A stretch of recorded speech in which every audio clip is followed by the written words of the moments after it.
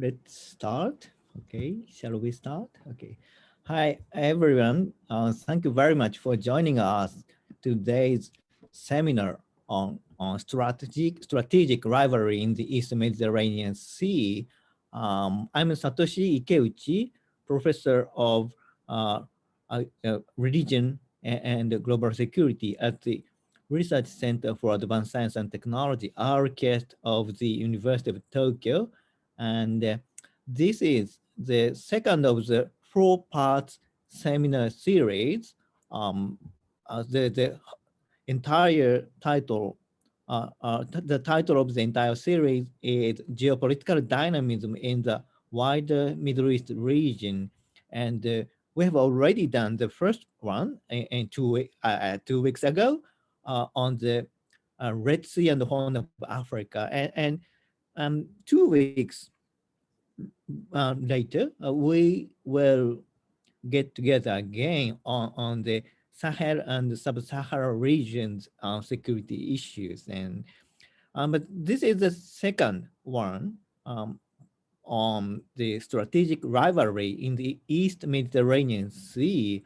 We have a breathtaking number of registrations, so that shows how this topic is popular even among Japanese expert specialists on international relations, security issues. And this time we have convened the best speakers, three speakers. So without wasting time on introduction, I just want to pass microphone one by one and refer three speakers. And the first speaker is Dr. Umberto Profazio, who is Maghreb analyst at the NATO Defense College Foundation, and also he's an associate fellow at the International Institute for Strategic Studies,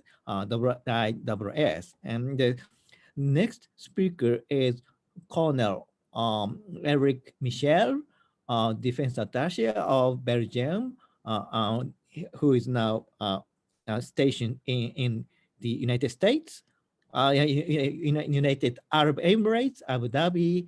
And the third speaker, as always, Dr. General Said Ghoneim, senior strategist and chairman of the Institute of Global Security and Defense Affairs, IGSDA, with which we co-organize this series of seminars, geopolitical dynamism in the wider Middle East region. Without much ado, I pass microphone to Dr. Umberto Profazio, who will talk about Libyan civil war and the competing interventions in the East Mediterranean Sea.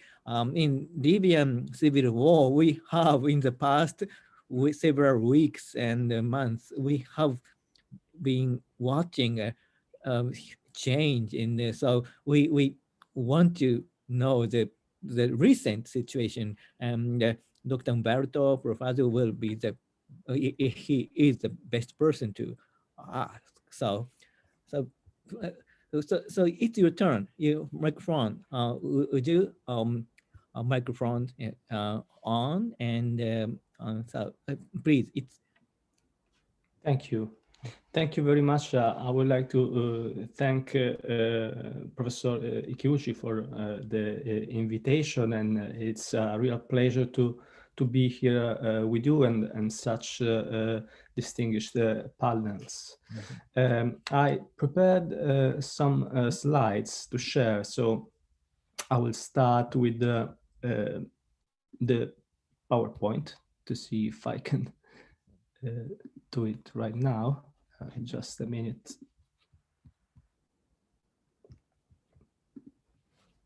Try to see. Okay, here we are. Yeah. So basically, I will start my presentation with a few, trying to give a general background to the situation in the Mediterranean Sea. because it's been a couple of years that we witness some major transformation in the region.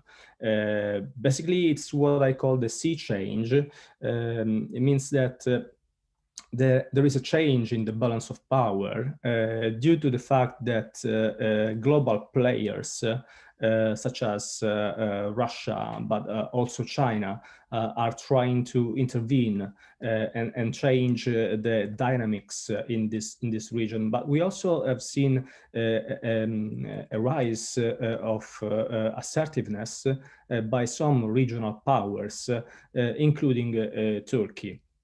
This has been reflected in particular in the civil war in Libya, which became an hotspot where all this external intervention have been mixed together and which have caused an escalation in the conflict and a progressive internationalization of the civil war.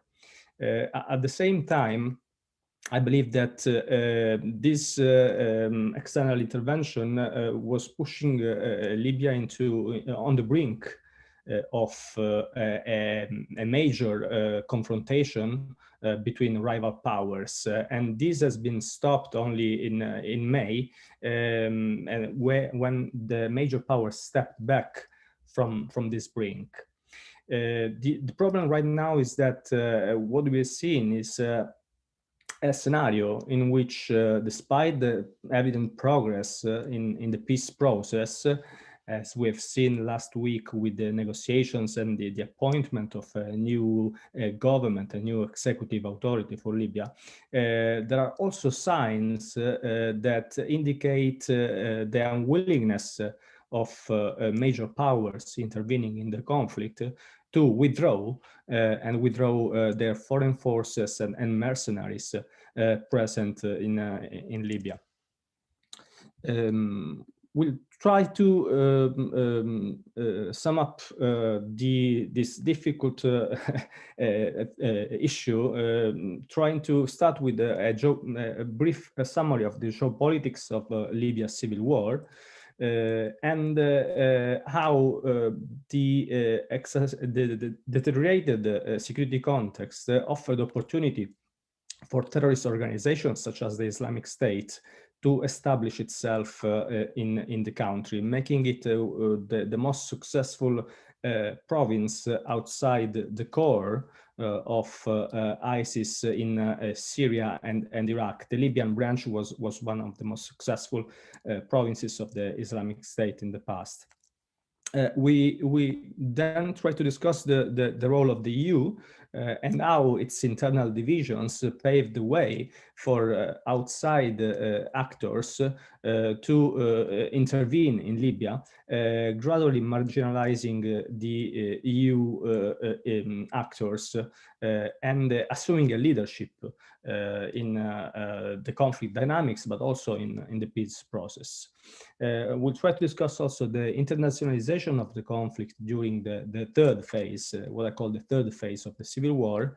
And then we'll see how the conflict in Libya has been linked with the East Mediterranean dispute through the intervention of Turkey and its memorandum of understanding it signed with the government of national accord in Tripoli in 2019. The conclusion will be about the frozen conflict scenario, which I talked about earlier. First, we have to start making an explanation of the geopolitics of Libya's civil war. Obviously, there have been internal factors that drove the conflict, starting with the Arab uprisings, what has been commonly known as the Arab Spring in 2011. Revolutions in Tunisia and Egypt also pushed the Libyan people to revolt against the regime of Muammar Gaddafi. we also have to acknowledge that external intervention has always been present. And in the first phase of the revolution, the military intervention of Western countries, in particular the United Kingdom and France, and then the NATO operation helped topple the regime of Muammar Gaddafi. In this first phase of the civil war, new transitional authorities emerged, tried to guide Libya from dictatorship to democracy. However, there have been some major obstacles. In particular, the fact that we witness the deteriorating security context with the lack of rule of law, the inability of transitional authorities to exert their power, and a rise in criminality, targeted assassinations, and terrorism. The external factors that have deteriorated the situations in Libya are commonly known. In particular, since the regional divide between the revolutionary front on one side and the counter-revolutionary front on the other have made things worse. Starting from the military coup in Egypt in 2013, this regional divide, so on one side Gulf countries like the Saudi Arabia, the United Arab Emirates, but also Egypt, versus revolutionary powers like Turkey and Qatar.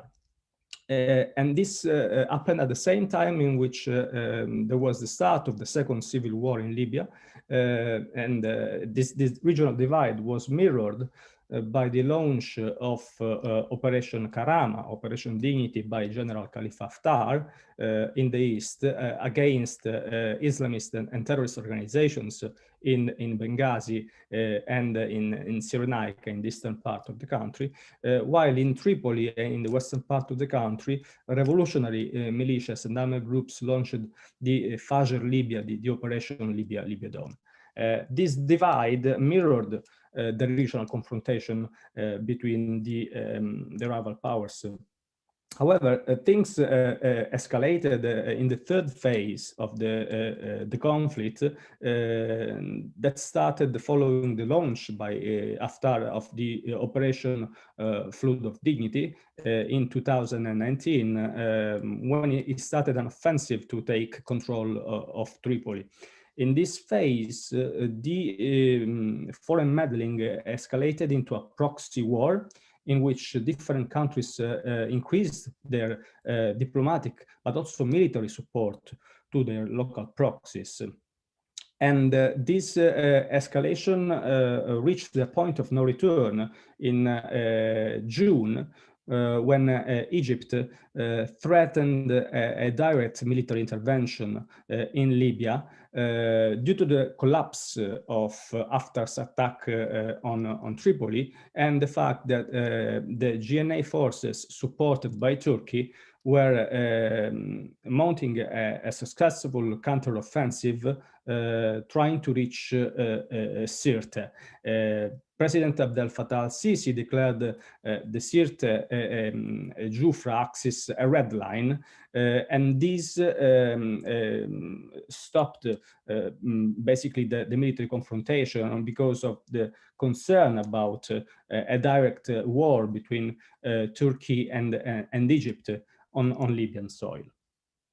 The problem in the second phase of the civil war was also the fact that the worsening conditions, security conditions, allowed the presence of several extremist and jihadist organizations. The fact that the Islamic State was able to create a first province in Libya, and assuming also a territorial dimension with the control of around 100 kilometers of square kilometers of territory around Sirte, was a major concern for several countries, in particular Western countries close to Libya, like Italy. The Islamic State attempted to take control of Derna in first place.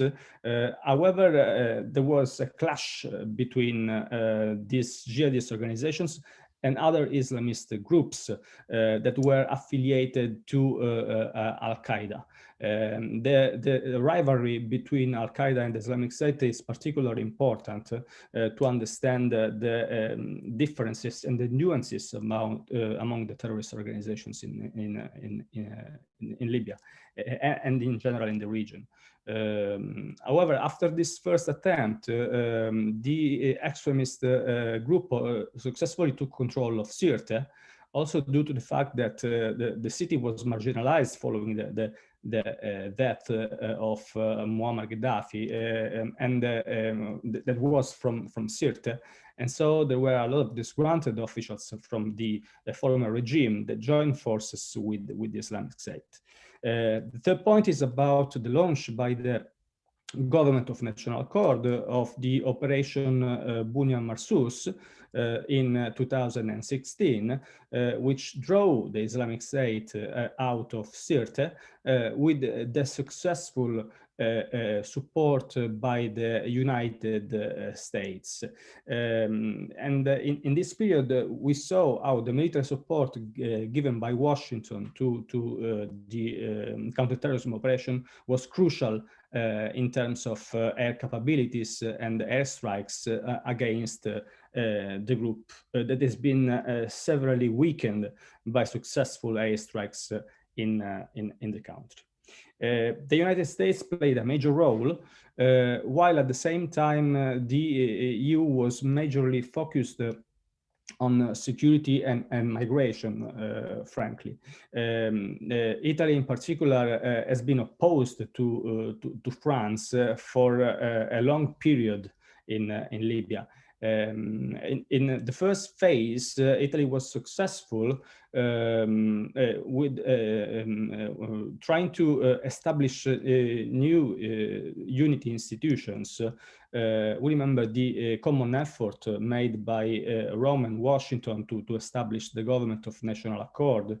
However, since the election of French President Emmanuel Macron, France has taken a more active stance in North Africa and in Libya in particular. France took the leadership of the peace process, hosting two major events in Paris in 2017 and 2018. And in this, it also tried to legitimize his major proxy in Libya, that was General Khalifa Haftar. With these meetings in Paris, Haftar received international legitimacy. It was included as an essential part of the peace process in the country. At the same time, the change of government in Italy weakened its positions, and this highlighted the difficulty of the European Union in trying to assume a common stance, a common foreign policy on Libya. This is reflected in the third phase of the civil war that saw Europe completely marginalized by the intervention of major powers, foreign global players like Russia, but also regional powers, including Turkey. As we can see from this slide, the regional divide that started in 2013, 2014 was continuing in the third phase of the civil war. However, it escalated because of the fact that the conflict became progressively internationalized. So the support given by Egypt, the UAE, and Russia to General Khalifa Haftar has been counterbalanced on the other side by the direct intervention of Turkey in the conflict in support of Fayez al-Sarraj, the prime minister of the government of national accord. Qatar, compared to the 2014-2015 phase of the conflict, assumed a low profile. However, it also signed a military cooperation agreement together with Turkey and the authorities in Tripoli late last year. Despite the fact that these two common fronts, so different players acting against each other, I highlighted Russia and Turkey in blue because they emerged as the main actors in the conflict, supporting Haftar on one side and Sarraj on the other. The problem with the conflict in Libya and its internationalization was also the fact that it created an inextricable linkage with the East Mediterranean dispute. And this was due to the role of Turkey that intervened in support of the government of national accord. And Turkey's intervention has been a game changer because it prevented Khalifa Haftar from taking control of Tripoli. At the same time, it is interesting to note that Turkey also signed a memorandum of understanding with the government of national accord in Tripoli, in which alongside a military cooperation to support the authorities in Tripoli, there was also an agreement on the delimitation of maritime boundaries between Libya and Turkey. It is called the economic exclusive zones. And this delimitation basically escalated tensions in the East Mediterranean Sea, where powers that were rivaling with Turkey were increasingly concerned.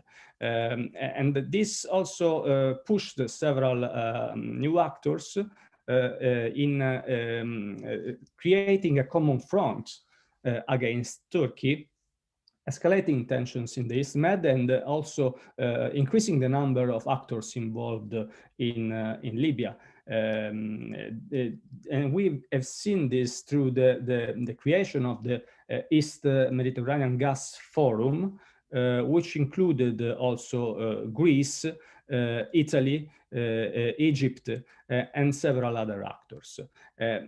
Basically, what I'm trying to say is that this memorandum of understanding interconnected the civil war in Libya and the East Med dispute in the Mediterranean, and also show at the same time that this attempt by Turkey backfired because Ankara was increasingly isolated, and at the same time, the fact that Italy joined this East Mediterranean Gas Forum showed that Italy and France basically tried to find a common position on the issue of Libya, and tensions between Rome and Paris gradually decreased in recent months, and this has helped healing the rift between two major European powers. What is next for Libya? As I said before, the fact that we were on the brink of a major confrontation between rival powers convinced many actors to step back from the brink. And we also saw that the fact that the changing international scenario with a new administration in the US, different foreign policy positions, created the opportunity for a more positive development. And it was the ceasefire agreement that was signed in October, and which included several points that are not fully implemented yet. Recently, there's been the appointment of a new executive authority that was the result of the Libyan Political Dialogue Forum. And this new government will guide Libya towards general elections in December 2021. However, there are concerns about the fact that this deadline could be met because of the fact that foreign forces are still present on the ground in Libya. Recent reports show the building of a trench between the Sirte and Jufra axis, the continuing presence of mercenaries from the Wagner group, and also the presence of Syrian mercenaries that they were deployed alongside the government of national accord by Turkey. The deadline for the withdrawal of the foreign forces was last month. It has passed and the foreign forces are still there. So there are two opportunities for Libya right now. They have the best shot at peace in the last years, so they can continue their transition and go towards general elections. However, my concern is the fact that the foreign forces present on the ground will create the conditions for a frozen conflict scenario, making the transition impossible to complete. Thank you very much. If you have any questions, I will be happy to answer if I can. Thank you very much, Umberto.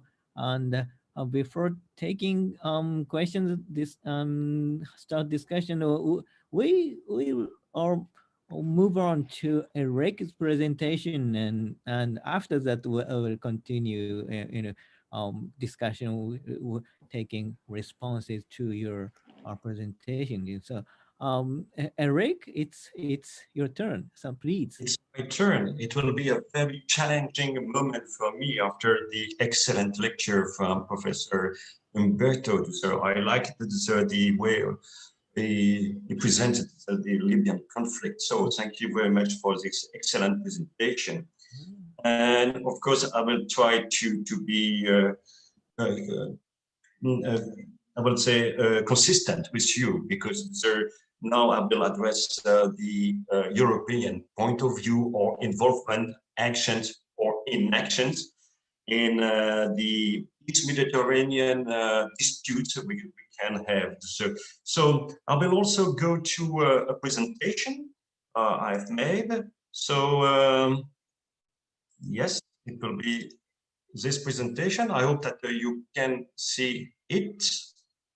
Yes, and I will try to start the presentation. I'm just sometimes I have some yes.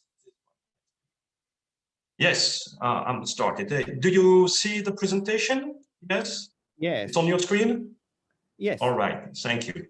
So to continue on this, oh,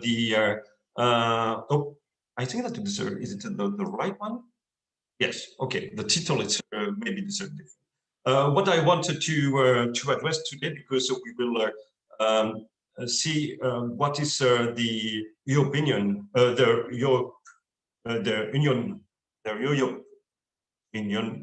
European Union, sorry, involvement in the Eastern Mediterranean. I will first look about the meaning of the Union, because for most of the external partners who are not living in Europe, Europe is very complicated to understand, and we needed to understand a little bit about Europe to be able to understand what is doing in the different disputes. The second point, it's about security and migration issues, because when we are speaking about security affairs from the European point of view, it's mainly about migration issues. And I think that Professor Umberto already touched a little about the fear about the migration flow towards Europe. And last point, before just concluding it, I will speak about the hotbeds of tension in the Eastern Mediterranean Sea. It means about Turkey, about Greece, Libya, and so on. So firstly, you have to understand what is Europe. For some people, when I'm speaking with with them about Europe, they see Europe as a supra power, supra organization, having the control of the member states, like it can be in the United States. But it is not. It's not like this. It's not European Commission controlling the other member states. Important to see, we have 27 different countries composing the Europe, but each one has its own sovereignty. It's not something, they are not tied together. They're dealing with Europe, but they are just they have their own existence and they are their own capability to decide by their own. So it's a very important. And so when we are speaking about European decision, it's about a decision made by consensus that's to be endorsed by the 27 countries. So it's the main point when you, especially when you are speaking about foreign policy, it's to get all the 27 countries together and to take a common stance towards an issue. So when we are speaking about this common interest, it's very difficult because it's about finding the lowest common denominator among the 27. So it makes sometimes the voice of Europe very, very weak. If we see when we have sometimes because for some people you have to understand that for Europe we have a good example with the legislation. Europe has some power when it endorses some common legislation, but you have to know that each country has to translate the European legislation to its own legislation. It's make it a very complex. So when we try to find the common denominator and we try to have a common voice, it's not irrelevant. So it's very weak. So when we have some declaration from Europe, we are just thinking, what is the meaning of this declaration? Because there is no very powerful declaration from Europe for a lot of subjects. Is it very bad? Yes. And now we have in Europe some, we tried to modernize Europe. And so with the Treaty of Lisbon, so already a few years ago, so we have the Treaty of Lisbon, we put a special foreign affairs representative, a super minister of foreign affairs. It's now Joseph Borrell, who is making this tour and is representing Europe and try to represent the 27 countries when it's about foreign affairs. Is it very easy? No, because of course it cannot develop its own foreign policy. It has always to coordinate with the member states to have this one voice. What is good, it will just represent the 27, but it was not the case before. Other problem also, it's about the E3. E3, it's just France, Germany, and United Kingdom. And these three, I would say, most powerful states within Europe are sometimes representing Europe outside. And of course, it can be very difficult for the High Representative for Foreign Affairs to coexist with the E3, because of course, France, Germany, United Kingdom have this economic power, have this the military power, and so on. So it's why this E3 intervened in the name of the European Union when it was dealing with the Iranian nuclear deal, this JCPOA. Of course, it started before we had the High Representative for Foreign Affairs, but after that it continues. One more word about this E3. Now we have the Brexit. So United Kingdom is leaving the EU, and the question was about this, if E3 will become E2 with only France and Germany, but it seems that the evolution is to replace United Kingdom by Italy and to keep the formula with the E3. About the joint action of the Union, we can have the action on 3 different levels: economic, political, and security. For the economic, of course, we see a lot of achievement because we have a common legislation, so the European rules endorsed by the 27 states, and after this, they put it in their own legislation. They have these custom tariffs. They developed these standard norms, like this for health and for food. They are regulating the competition among the countries. They are determining also the disputes for the fishing zones. They have treaties like this is the CETA treaties with Canada, but they can also apply sanctions, economic sanctions, and it's a very powerful tool for the European Union.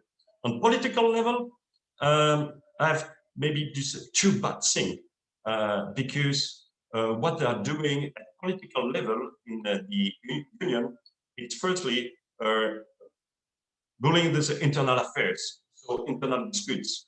So it's very time consuming. You have a lot of summits with the 27 countries, but they are spending most of the time to settle the internal dispute and to make the life possible within the 27 countries.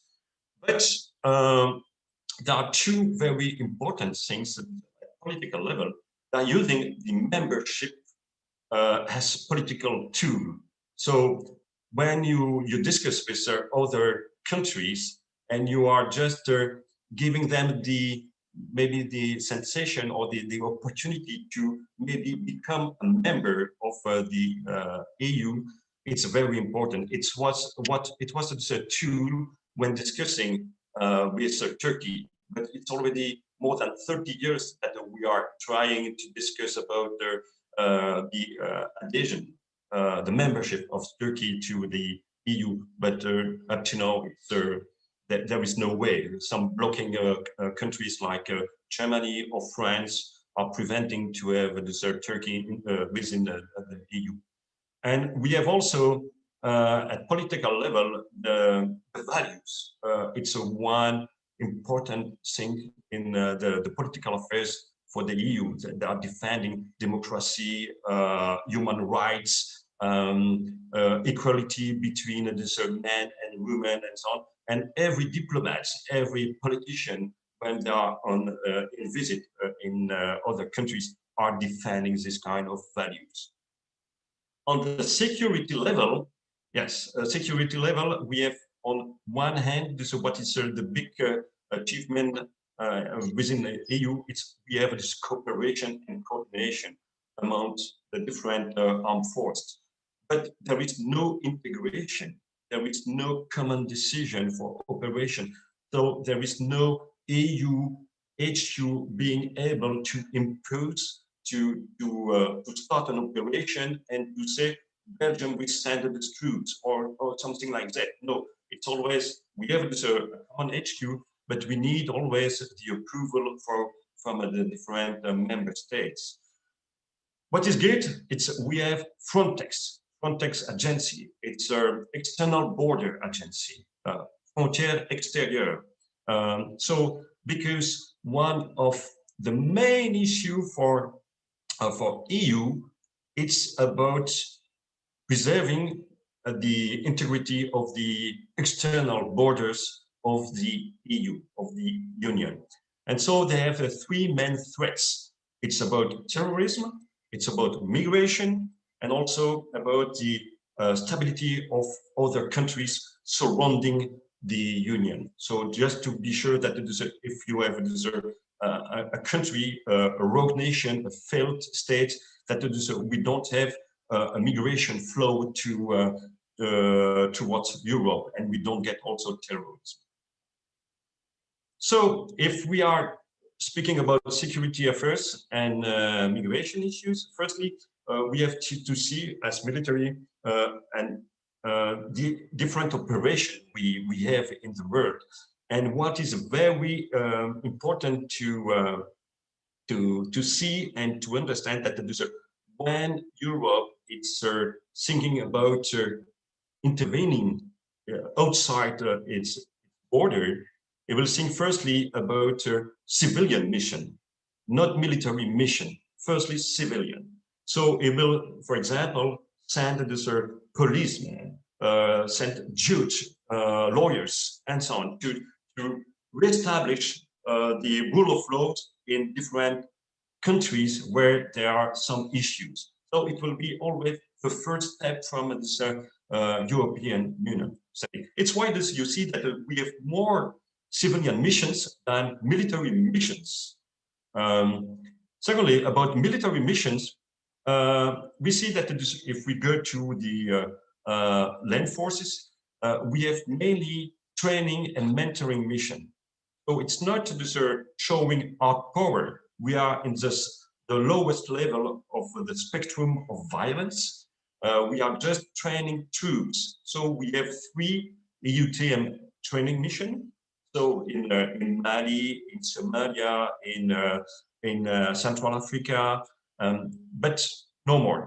We still have I will say, a more robust operation in the Balkan. Where we have this a little more power is at sea.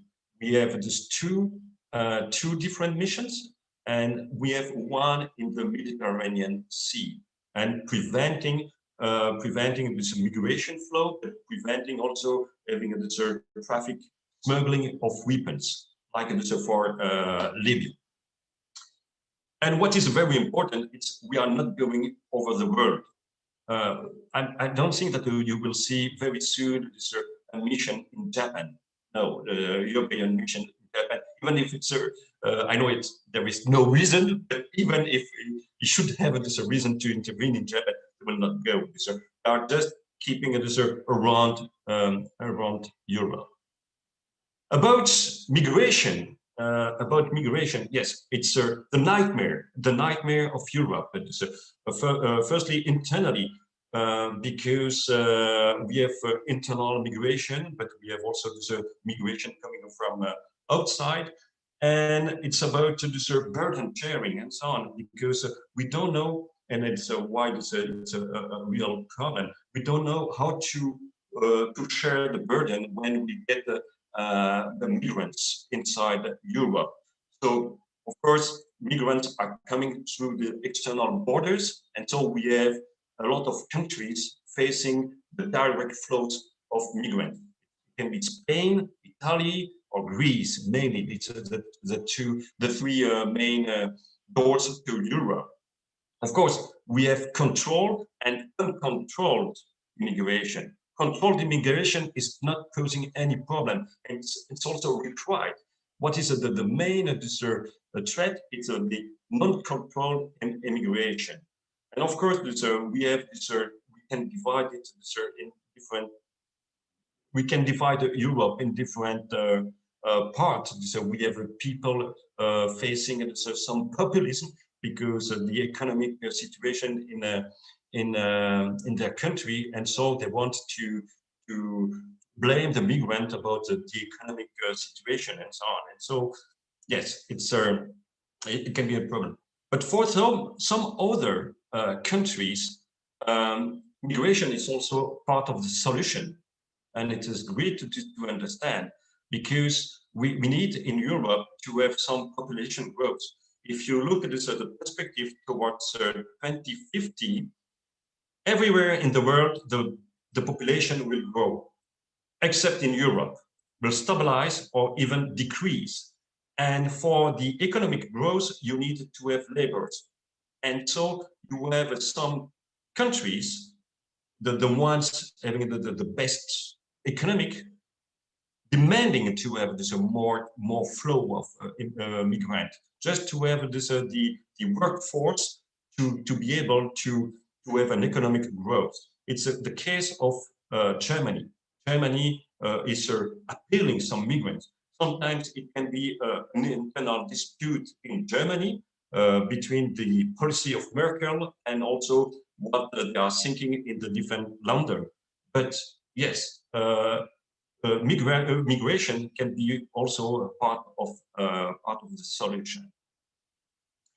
If we see about the dispute, we have also to look at this, the workflow of migrants. Like I said, we have the different doors to Europe with Spain, with Italy, with Greece.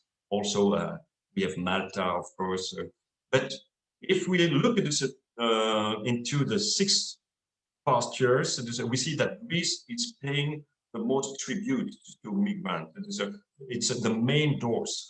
We can also see that we have some peaks in 2015, 2016, and after it decreased. Why? It's because Europe put 2 different actions. Firstly, we started the operation, the naval operation in the Mediterranean Sea, so decreasing the number of refugees coming from south towards Italy mainly. And of course, in 2016, we also signed, Europe signed an agreement with Turkey. This agreement was was arranged by Merkel. And I would say that it is from a low point of view, is not maybe the best one, or from this, human rights, it's not a good one.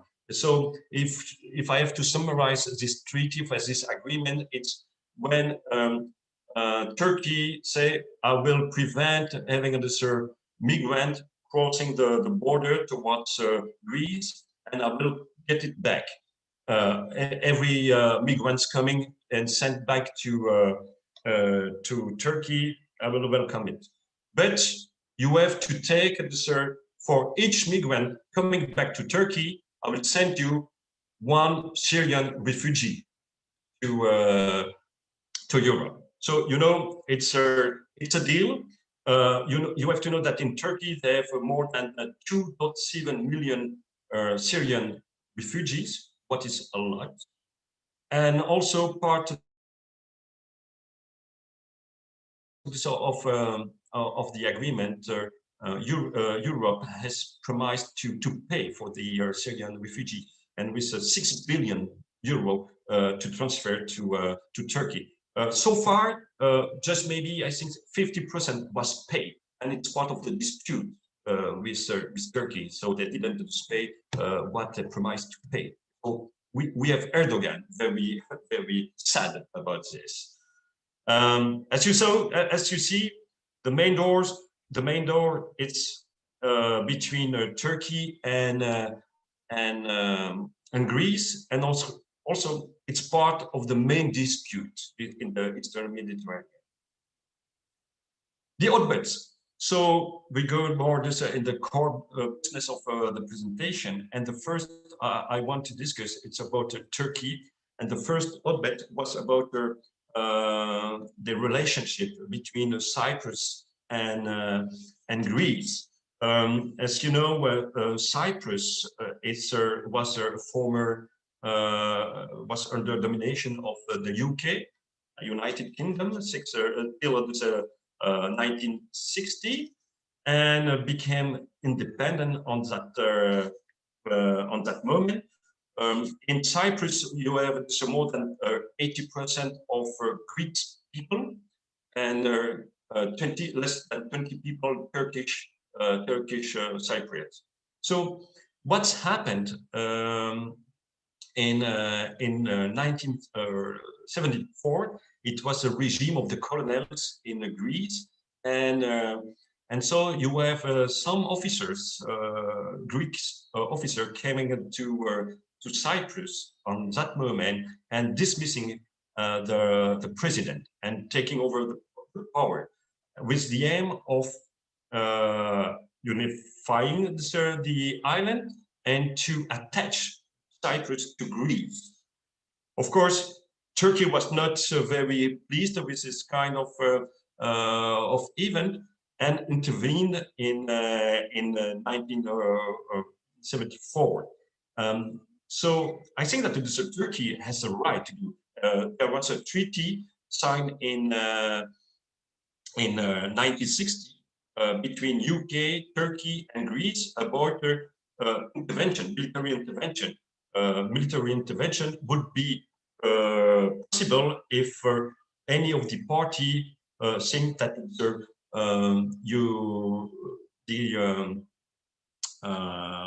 the law is no more respected.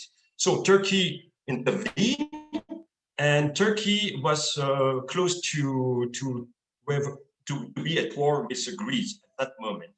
And so we had to do an intervention from NATO. NATO, not a military intervention, but NATO ordered Greece to withdraw from Cyprus, and Greece did it.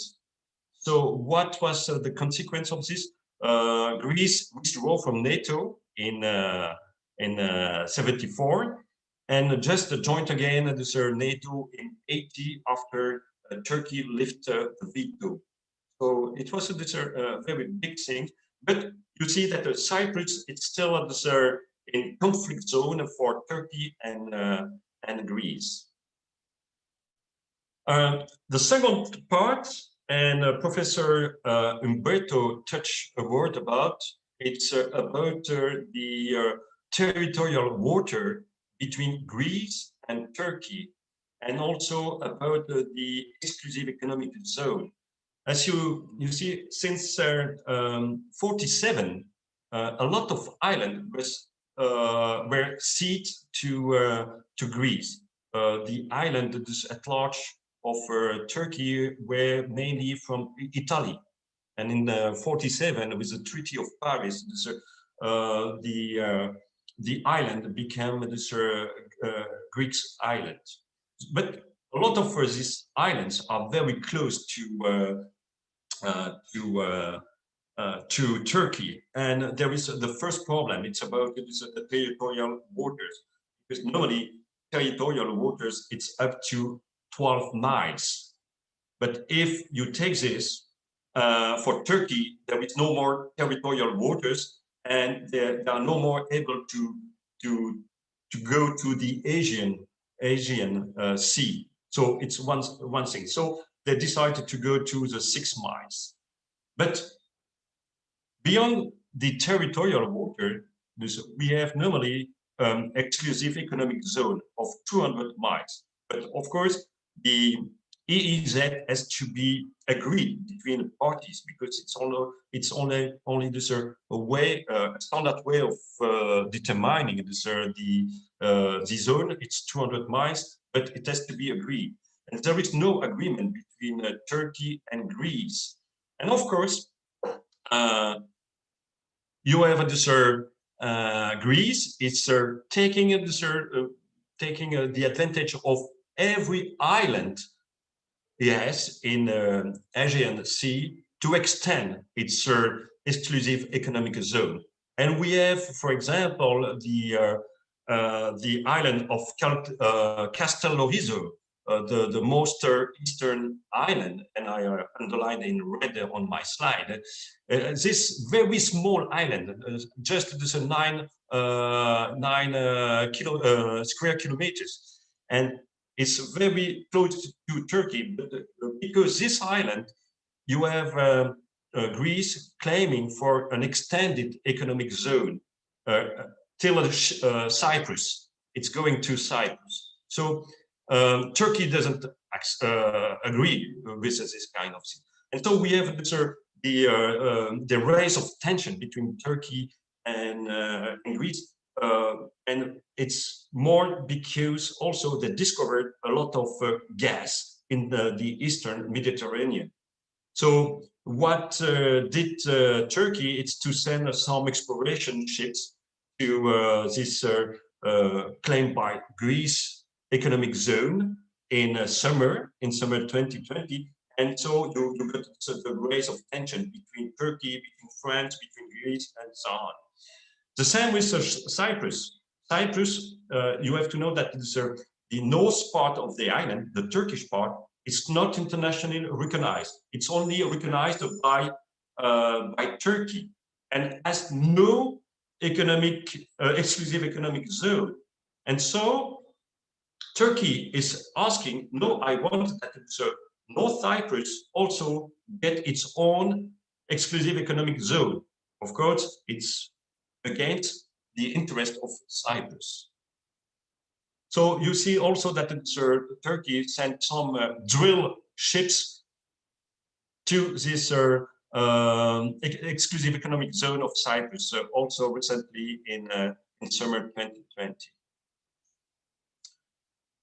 I think that we already discussed this part with Professor Umberto. It's about the fact that Turkey made also some agreement with Libya to have to determine an exclusive economic zone. Of course, this zone it's conflicting with the Greeks one, and it's very important because we have a project of a gas pipeline from Israel towards Greece and towards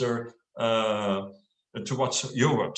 And because this agreement, it makes this gas pipeline not possible.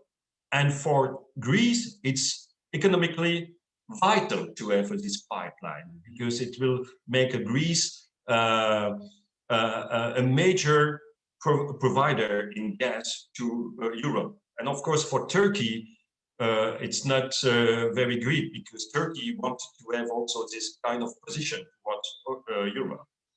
So what we had, it's some European Union reactions, but it was very difficult to get some actions against Turkey because, of course, we have the migration flow. So Germany is not very pleased if we have to raise some sanction. And also you have to know that Turkey is planning to buy 6 submarines in Germany. So it makes also this very complicated. Nevertheless, in the summit in December, 10 and 11 December, EU decided to raise sanctions against Turkey, but it's very light sanctions up to now, and we are waiting to have a move from Turkey. But EU already announced that if there is no step forward from Turkey, that in March they will raise new sanctions. Second point, it's about Russia. Russia, it's not in the Eastern Mediterranean. You have Russia, it's about the Black Sea, but you know that Russia, it's everywhere in the Mediterranean Sea. We know that it's, they are in Syria, they are in Libya, and it's, of course, the way they are doing, it's not the way that EU is wanting. The fact that it is, and it's the concept that Professor Umberto told us, Russia, it's very, very at ease with frozen conflict concepts. It's the way Putin is trying to annoy everybody. It requires very few military efforts, and after is just standing in the place, just standing there. If we see, for example, in Libya,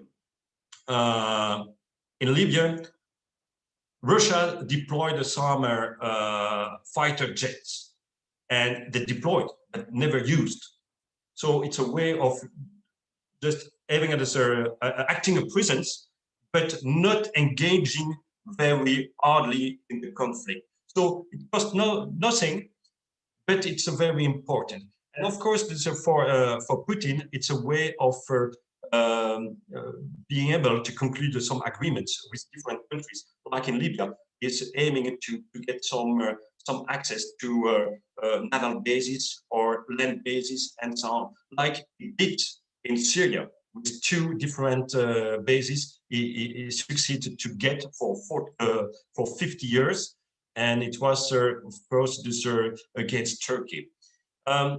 I want to highlight also this, the relationship between Russia and Turkey, because we can ask if Turkey and Russia are friends or foe or enemy. They are very main economic partners. If you see about the gas, so Russian gas is flooding Turkey. We have also Russia, it's building a nuclear plant in Turkey. We have this also on agriculture. We have exchange of food, but also a lot of Russians are coming in visiting this Turkey for tourism and so on.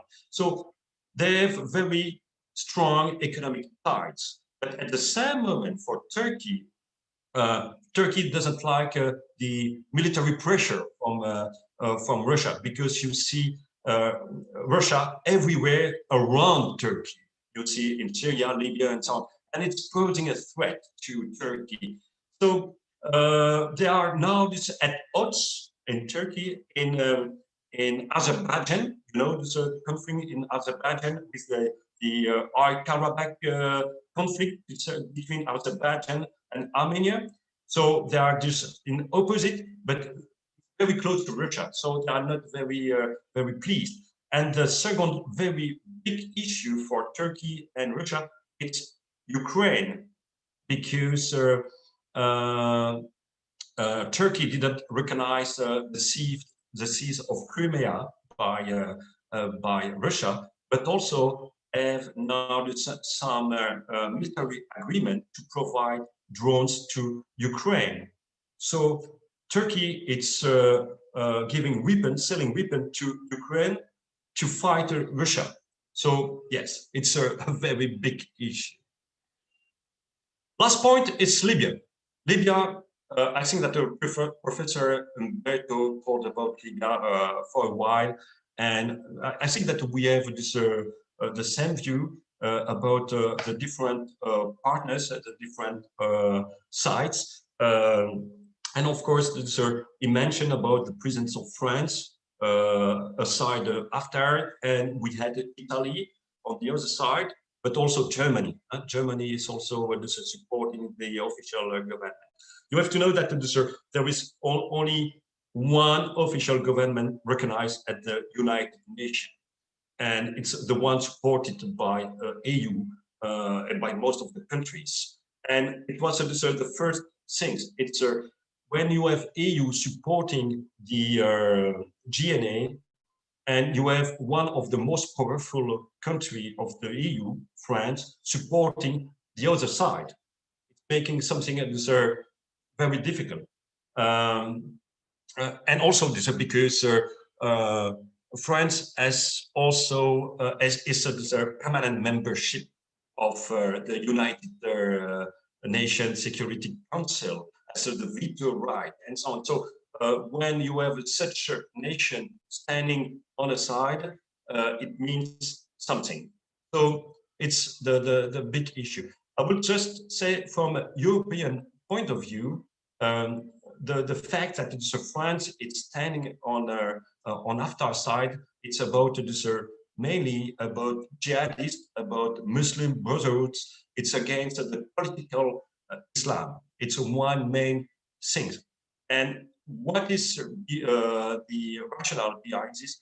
They don't want to have the same mistake like in the Syrian conflict. In Syria, at one moment, we had this Turkish intervention against the Kurds.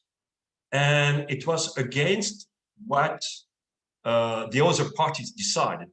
And you have to know that the Kurds was one of the most prominent allies of the Western forces to strike the Islamic State, to fight the jihadists. And so when Turkey just attacked the Kurds, the Western side lost their a very precious ally in the fight against the jihadists, and they don't want to have this happening again, especially because after always said, I'm against the jihadists, I'm preventing the jihadist movement. And of course, we have feared this from the European point of view. We have some fears about some migration flow if we have jihadist movement taking over in the whole Libya. To prevent that, and I already touched a word about, we have some operation, and we have the UNAFOR Irini, the operation at sea with some military ships controlling the sea, controlling the embargo, the weapons embargo. And what is very important to know about this, it's we have some incidents between the frigates, the European frigates, and some merchant ships from Turkey, accompanied by the Turkish frigates. And at one moment, we had the Turkish frigates engaging shoot radars against French frigates. So it was a very serious incident, and because both are member of the NATO. So it was a very so this is a very huge challenge for EU, especially if at one moment it's coming with this migration flow, and it will impact the internal cohesion of EU. So at conclusion, I will just speak about Europe. Europe seems weak, very soft, indecisive, but it's true till the unity is achieved. When we have an agreement among the 27 states from the EU can be very powerful. I will not say on the military side, but at least on the economic side, because the EU economic sanctions are very effective. Of course, Turkey knows that. Turkey is dealing with that, but Turkey cannot afford to be isolated from all the parts, because Russia, it's not a big partner. They have some common interest, but they are also at odds each other. And you have NATO. Turkey is part of the NATO, but of course, with the Biden administration, the relationship will be totally different, because Biden is more for multilateralism and not like Trump. And so the economy of Turkey is very poor, and Turkey needs Europe on that way. But we have this Europe needs also Turkey. No matter what's happened, in Syria, in Libya, in Karabakh, and so on, Turkey needs Brussels needs Turkey, because there is a huge trouble about the migration pact. So Erdogan knows that, and he wants to discuss again the pact we concluded in 2016 and to negotiate it again. And from the NATO point of view, I think that we cannot lose Turkey.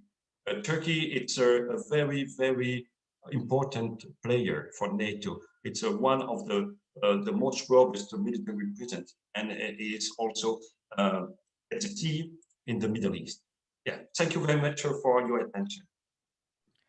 Thank you, Eric. Thank you for your very thought-provoking and comprehensive view of the East Mediterranean affairs. And together with Dr. Umberto's presentation, we have a much clearer view of this area and how it's divided and why it's divided. And still, we have clearly we have multiplicity of actors and intervening powers. And Dr. Said, now it's your turn, and you are from originally, of course, from Egypt, still Egyptian, and Egypt has much stake in it. It's also a stakeholder of the Libyan affairs and also East Mediterranean, affairs. And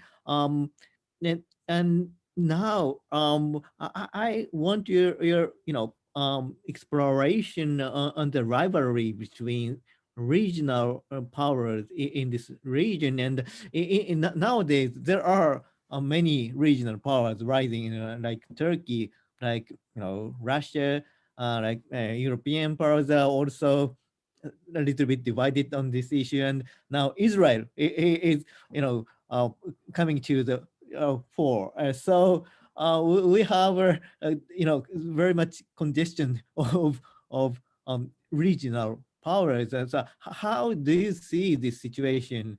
How do you navigate this congested water? So please, it's your turn.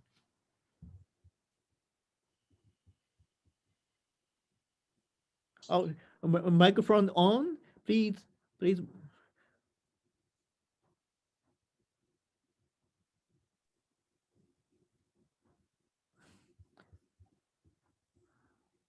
So clear now, okay? Yes, it's going, okay, go ahead, thank you. So because of shortage of time, I will try to make it very brief. But before I start, I would like something to specify. I think from my point of view, not all actors in the region are powers. Maybe they are actors only.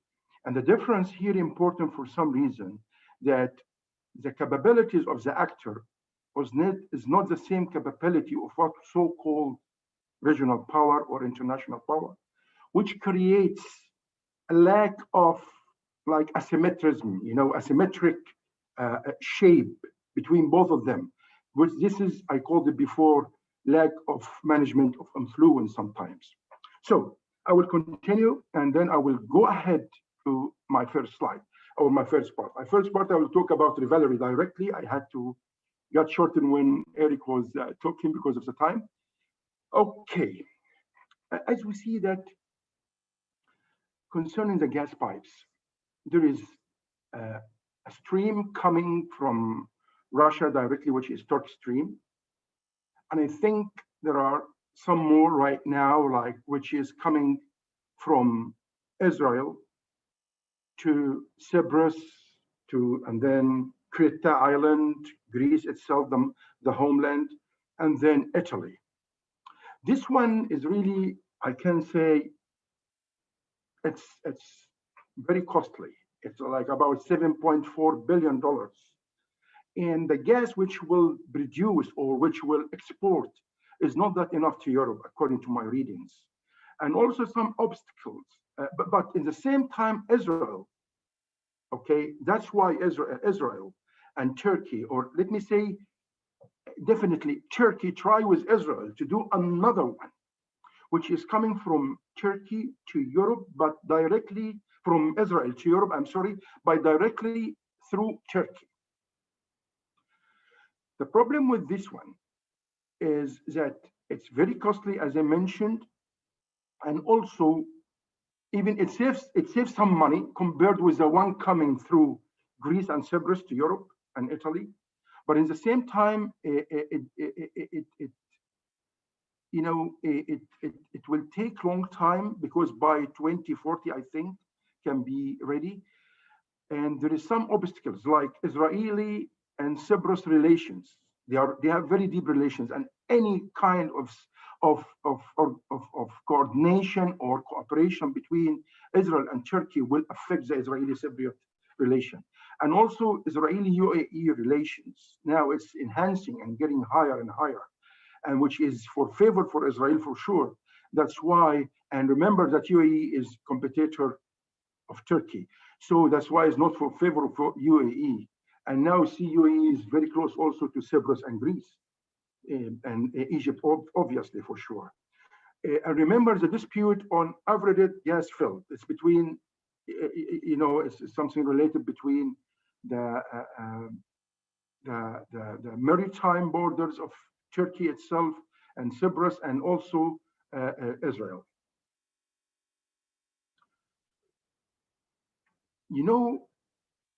In Egypt, established the East Mediterranean Gas Forum. It was something like, it was early 2019 in January, 7 countries as we see. And this is the other side in front of the competition of the pipes. So we are all of these 7 countries, we are together, we have the East Med Gas Forum. And they became members and now they change it to regional organization. Some countries start to be observers and other countries, and we will talk about this. The reflection. So what Turkey is doing. They were not happy with this action by the other side, led by Egypt, I think. So they start to have the agreement, as mentioned by my colleagues before, between Turkey and Libya. And this economic and security agreement, but I will concentrate more on economic agreement, this to allow Turkish and Libyan sway of Mediterranean resources. And because of this, let me tell you, it's recently happened, as you know, it's in November 2019, as mentioned before. But there is agreement between Egypt and Greece. This one, yes, it has been signed later after the first one between Turkey and Libya, but it's really much older. It's, I think, 20 or 30 years ago. But now it has been signed. It took only one last year, which is 2020, to finish all, dispute points between Greece and Egypt, and now it's signed. So what is the result here? Also, by the way, Turkey tried to say something that my agreement is much better to Egypt, and I will show that later in the next slide. At the same time, do you share the slide, or I'm not sharing? Yes, I share the slide. Is it not clear in front of you? I'm sorry. Oh no, we cannot see. So would you share again? Oh, this is my fault. I'm sorry. I thought it's shared. Okay, yeah. Okay. Thank you. Yeah. So I have to go back in this. Yeah, that's this one. Yeah. As I said, it's the first disagreement between Turkey and Libya. It was a reaction for the membership between, of the East Med Gas Forum. Then for this one, as I said, it was like reaction right now, and it has been done in November 2019. And the main reason to allow Turkish and Libyan sway of Mediterranean resources. Egypt-Greek agreement, also same way or the same aspect. It happened later, but as I told you, it has been under discussion and coordination since more than 20 years.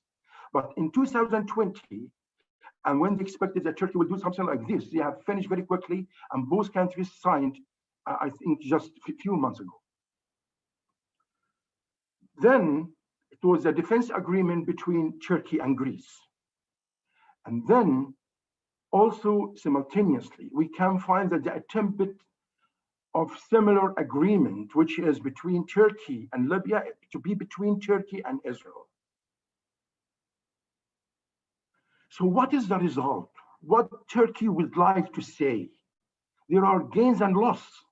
So for example, from the Libyan agreement, when Turkey would like to tell Egypt, for example, when it compares with the Egyptian and Greek agreement, Turkish-Libyan agreement, in comparison with Greek and Egypt agreement, you will find this loss to Egypt. You would like to say that Egypt will lose this water because the blue, if I come back, the blue is the boundary of the Greek maritime, and the red the boundaries or the borders of Turkish maritime, what they have mentioned or to try to show. So this is, Turkey says to Egypt, this orange color triangle is a win or gain to Egypt, and you shouldn't lose when you have agreement with Greece.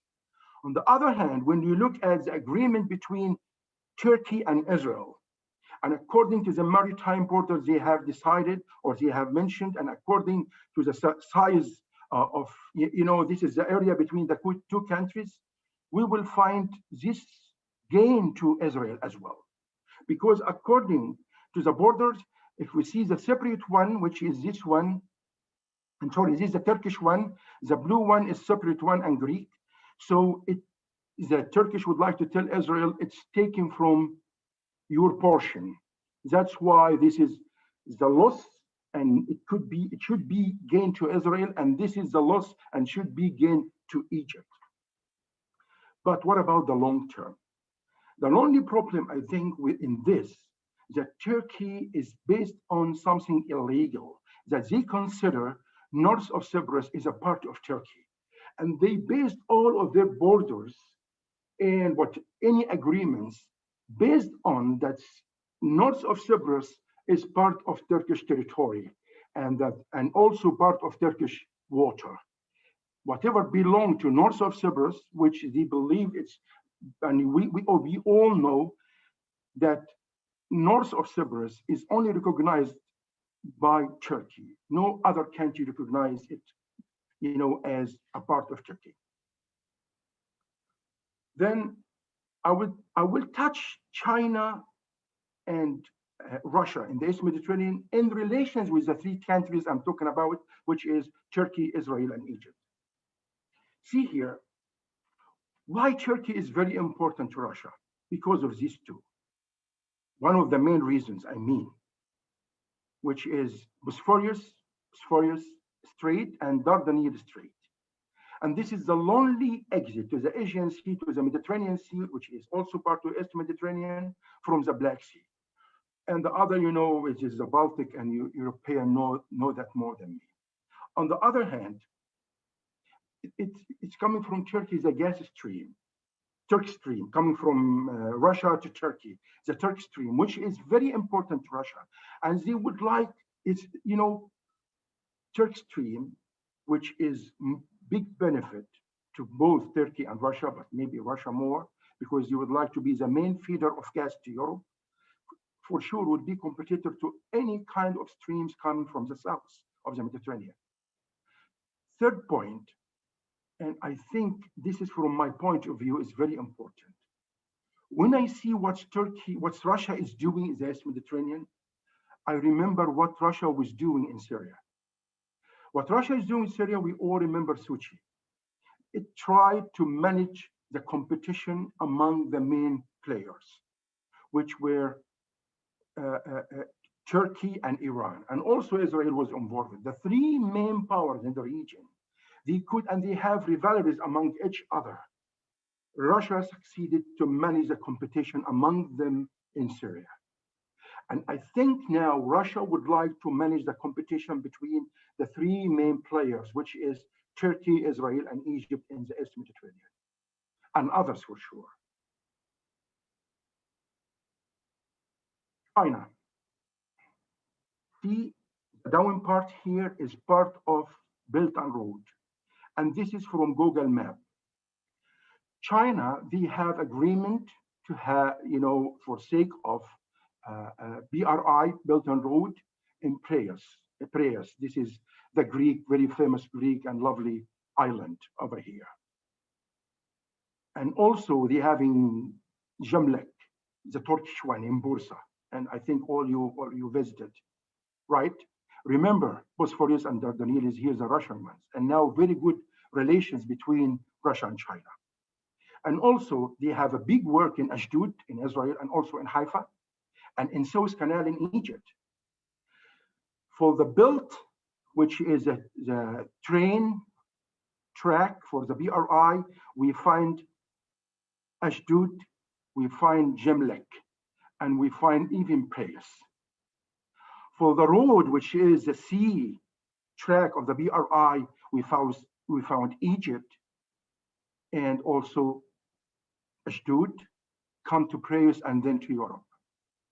So this kind of mix between competitors in the region is very sensitive and critical to China. And that's why China, I think, we will see in my conclusion, the end, would like to do something among these countries. The first initiative of China, diplomatic or political initiative, we have heard, this is the invitation for dialogue between Iran and the Gulf states in the Middle East. So why not to repeat that somehow in the East Mediterranean, sooner or later? Future and expectations, this is my conclusion. I wanted to know who are the really key countries in this game. So I saw this kind of circles in foreign policy actually, but I modified some. The blue one, which is the members of the gas forum, whatever forum or organization.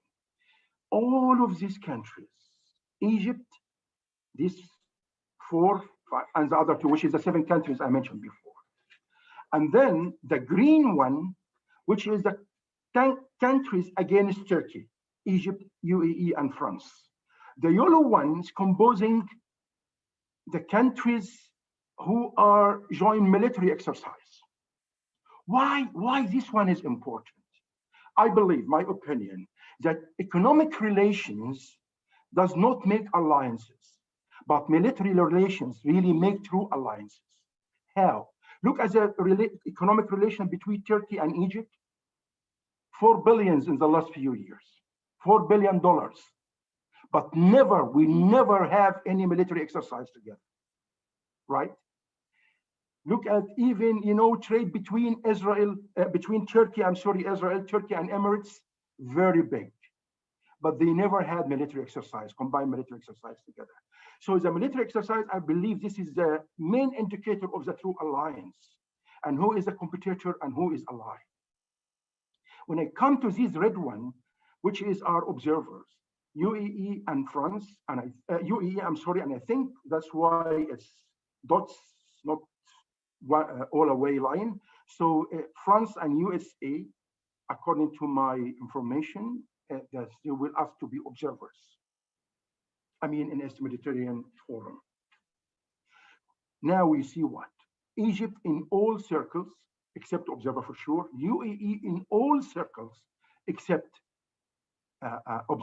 except membership, which means Egypt and UAE, I believe that they are the main players in the region.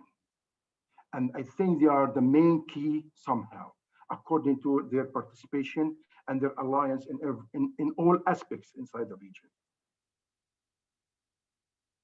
That's why you can see all of these countries and one country here, which is Turkey.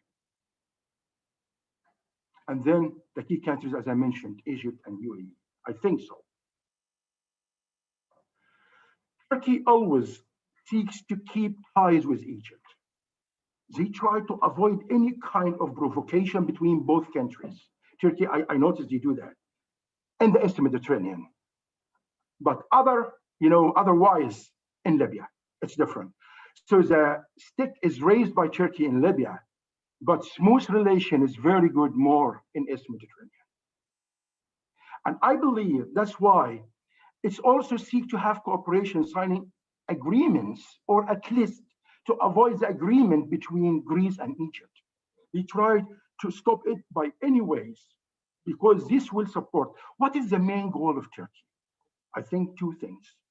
Number 1, to be member of the gas forum, to have the portion, which there is a deeper goal to have a portion of the gas, which they believe it should be, and I think it's obvious, they want something fair, not like Lausanne Agreement before, right? And Egypt and Turkey avoid fighting with Egypt, not only for this reason, but there's another reason. Remember, if any country fights Egypt, that means no liberty, no freedom of movement in Suez Canal. And Turkey an economic problem now, and it needs the movement in Suez Canal, which is very important to it. Turkey will seek to hold international conferences. I'm sure about that. Many more conferences discussing not only Libya as before, but discussing more the East Mediterranean. They would like to collect the international support to their case, as they are part of the Mediterranean Sea and they deserve more gas portion. Maybe they will help them in dividing the economic wealth in the Mediterranean for favor of Turkey for sure. Egypt will see further agreements on maritime borders with other countries, I believe, in the region.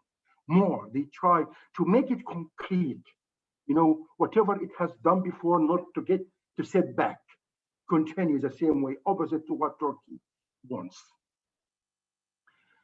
The future rivalry on who will really succeed on signing more maritime agreements. I think so.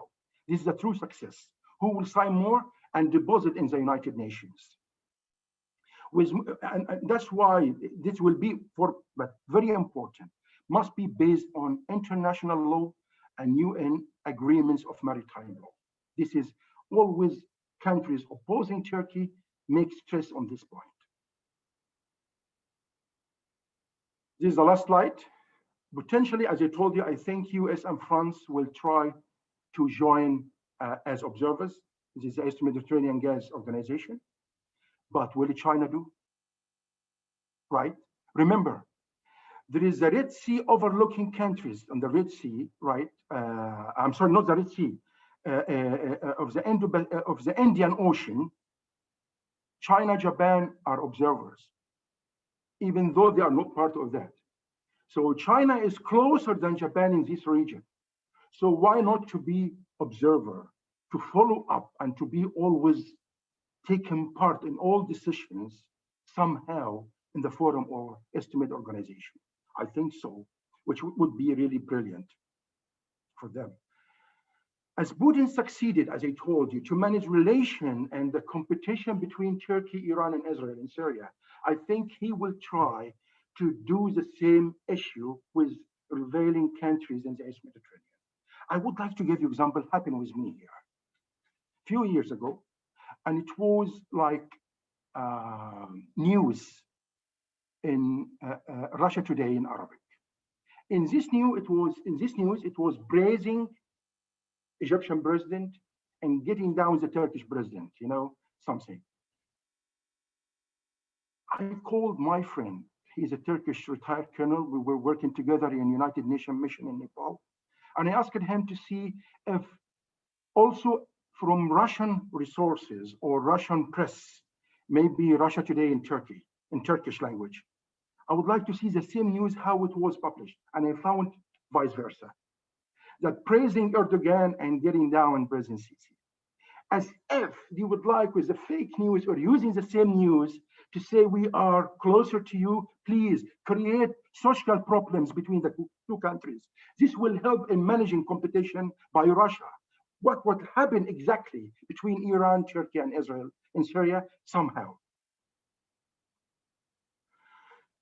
I believe that, I think,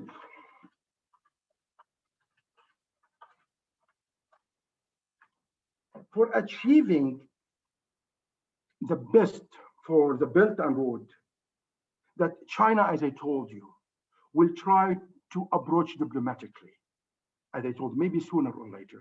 Just, I mean, because, as I told you, the best theater always to China is stability, good relations among, I don't say good or bad country, this is not the point, but this is diplomacy, because you don't involve militarily or with sanctions, with pressures in the American way or the Western way. So that's all from my side. And I hope I didn't take time, but I tried to be. Thank you so much. Thank you very much. Your comprehensive overview for the future. Yeah, you are looking at, as always, looking beyond the situation. So it's so you know inspiring. So I think our audience took much from it. But we want to, yeah, we have enough time for Q&A, and for the first okay, we have already have several questions, and one of them is from diplomat, Mr. Yoichi Nakashima. His question is for the previous two presentations, and to the first speaker, Umberto. The question is the recent agreement on Libya transition power, Libya, comprehends the southern power besides GNA and RNA. What is the ideological and the political face of the southern power? Yeah, interesting. We all of a sudden there's some realignment of internal politics in Libya. So I also want to ask about it. And the second question is for again it's Libya. It's about mentioned frozen scenario. What is it? I also want to ask, both of you to elaborate on this scenario. So, Dr. Umberto, how about the southern power and in this new agreement? What's the road and how they were incorporated into the situation? What will happen after this new agreement? Yeah, thank you for the question. First of all, let me congratulate with the other speakers for their excellent presentations. I really followed them with interest. As the question, I think it refers to the southern region of Libya. What we've seen with the new, the composition of the new government is trying to maintain a geographical balance between the three main regions in Libya. Historically, Libya has three main regions, that is Tripolitania in the west, Cyrenaica in the east, and Fezzan in the south. With the new government, there are delegates from the three regions, and for the southern region, they appointed Musa Al-Khoni, which is from the Fezzan, and was previously in the Presidency Council of the Government of National Accord. He was a member of the Presidency Council until, I believe, 2017, when he resigned because of tensions with the head of the Presidency Council and the Prime Minister, Fayez al-Sarraj. So despite the fact that this new executive has been presented as new, there are old faces, and this raises questions about what the UN envoy called the status quo party. With regard to the southern region, it is a really important region in Libya because of the presence of major oil fields, including the Sharara and El Fil oil field. However, the composition is mixed because alongside the Arab people, there are several tribes and minority groups, including the Tebu and the Tuareg. And in the past, there have been clashes between these groups. The main thing I believe it's important to highlight is the fact that the new government and possibly the new future institutions in Libya are going towards a decentralization of power. Meaning the government previously was centralized, but right now they are giving representatives to the different regions. Libya, we have to consider the fact that it was under a federalist system after independence. Under the monarchy of King Idris, there was a federalist system. And there are also talks about a better redistribution of the oil revenues. So oil is a very important factor in Libya and is one of the major drivers of the conflict. We've seen last year, for example, with the blockade of the oil terminals, how Khalifa Haftar was trying to choke economically, to suffocate the government of national accord, depriving it of the revenues from the export of oil. An agreement has eventually been reached to resume the oil exports between Haftar and a member of the Presidency Council, Ahmed Maitik, but the details have not been worked out yet.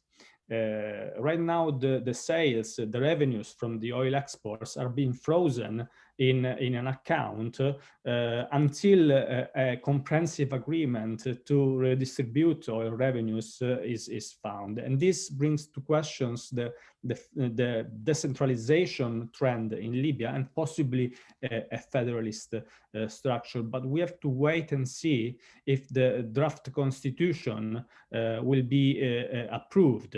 And this will bring, obviously, to the end of the transition until we have more permanent institutions. As regard to the second questions, I'll leave it to Mr. Michiels. I think that the frozen conflict scenario, let me say only thing, is basically a scenario in which a ceasefire has been reached, but the peace has not been reached yet. So we are in still in a transition, and this, as Eric said before, is an environment in which Russia is a very able actor. And he did this in the former Soviet Republic, but he also can do this in the Mediterranean. And the fact that there is a changing, there is this change in the Mediterranean also means that the frozen conflict can become increasingly important. And we saw this, for example, in the Western Sahara. Recently, that was a frozen conflict until last year. But right now, the confrontation between the two regional fronts have reignited the tensions also in the Western Sahara between the Moroccan military and the Polisario independentist movement. So a frozen conflict scenario in Libya means that even though we have a new executive authority, even though we have a ceasefire agreement, we still have a low intensity conflict in the country, and we have to keep in mind that the presence of foreign forces like the Wagner Group and mercenaries like Syrian militiamen that were brought in by Turkey on one side, but also by Russia on the other, and the presence of non-state armed groups that have been recruited. We can mention Sudanese armed groups from the Darfur. We can also mention other militiamen that have been recruited by the different parts of the country and are still present in Libya. Means that even if there is a peace process ongoing, the rival powers are not willing to withdraw from Libya. Eric, what's your answer to the question on the frozen conflict? What's the implication? I think that the Professor Umberto already discussed a long time about a frozen scenario, and he's right. So frozen scenario, it's about a blocking situation when you have no more advance from one side to another side. So you have no victory and you have no defeats at the same time, and the tensions remain between the different parties. So there is no huge fighting, you can have some very low intensity fights, like Umberto told us, but there is no settle of the dispute. It's remaining, and it's not possible to find a solution. And this situation, it's only possible when both parties are thinking that they are still able to make a win sooner or later. So it's why this is very important, because it's the way Russia is using this kind of scenario, because he's putting some effort, not so many, but some effort, and is assisting one party to make some balance between the different powers. So both sides are still thinking they can make some advance. They don't have to concede anything. So it's why this is very difficult. What is also very important with a frozen scenario is it makes it that the countries are not unified and remains unstable. And of course, for Russia, instability, it's a powerful tool to make to annoy EU, NATO, or anyone else. And during that moment, because Russia is providing some efforts, very low intensity, but some efforts, like I mentioned for this Libya, which is just putting some fighters, MiG-29, but it is not using it. By doing this, is making it it's a position, a good position to negotiate, for example, some naval bases and air bases and so on. Don't forget that we have a good example in the post-Soviet republics, like Georgia or Moldavia, where it's also this frozen conflict. And for Russia, it's an interesting tool, because when it's still a frozen conflict, you prevent any of the parties to join NATO or to join EU and so on. So it's a way to compete the expansion of EU or NATO. So it's a tool from Russia. But yes, I think that for Libya, for Syria, we will see also this kind of conflict, having for example, Russia giving some balance to the other side and so on. And it's the worst scenario. Thank you. Thank you very much. On Dr. Said, do you have any your other opinion on this Libyan situation? And also we have a question from Mr. Taisuke Abiru, a research fellow of the Sasakawa Peace Foundation, and he is asking you, would you expect reduced influence of U.S. in this region? We have witnessed for recent years against the background of great power competition between U.S., China, Russia, long-term trend or a temporary one. This is a question to you. So first, if you have any opinion or your analysis on Libyan situation, what kind of scenario do you foresee? And another question is about the U.S. role, U.S. presence in the near future. Do you expect any change? Your in your presentation, you have expected dynamic change on the part of Turkey. I also want to know what the decisive motive behind it. How do you expect Turkey will redress their position compared with the recent, very aggressive effort in the past 2, 3, 4 years? But so there are many questions to you. But would you answer these questions? Oh, microphone! Please put on the microphone. Okay. Thank you.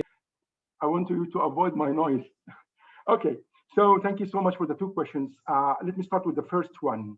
Yes, I don't know. I'm sorry. No, I don't think that USA will diminish, especially in the East Mediterranean. The reason is, it's not because East Mediterranean is one of the first priority to USA, but because China and Russia, the first priority to USA. Here is the point.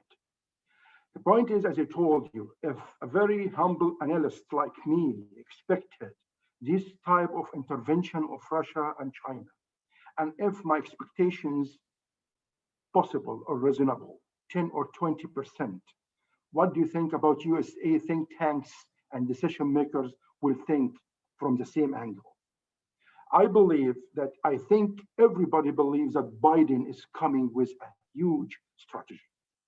When you see his members, his administration, most of them think tankers. And that's why I think he's trying not to think alone like his President Trump. So, or at least depending on one or two advisors.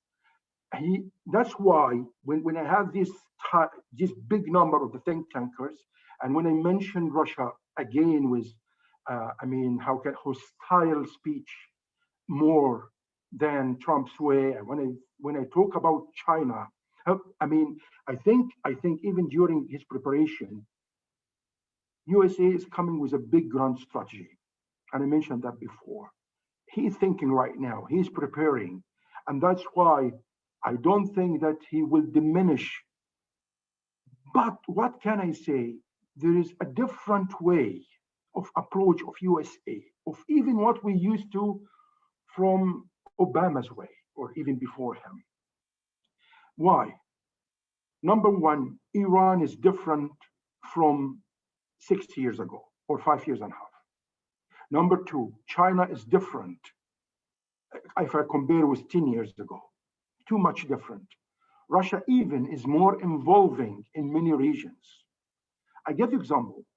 When I was giving a lecture in Honduras about rivalries in Latin America, I found big work by China and Iran in Latin America in the backyard of the United States. See how much now they are enlarging. That's why I don't think that USA will be diminishing, but the way in which we understand, withdrawing forces, but I think new strategy is coming. Concerning Turkey, as I told you, Turkey really is a very good player, very, very good player. It knows very well, not who is my enemy and my friend now, but it knows it has a list of interests. The countries, they are a list of interests, and Egypt, one of them. And as I mentioned before, many reasons that Turkey needs Egypt. And that's why I'm expecting to have better relation more. If my analysis was correct or almost reasonable, when I mentioned this, the circles, the colorful circles, that Egypt and UAE are the most important countries who are the true key countries. So I think Turkey will try to do something with both countries. They are influential to each other very much. They affect each other very much, because two ways to play with Turkey, with Egypt and Emirates, two ways. One of them is to deal with them together. Other one is to make barrier between them, to make conspiracy between them.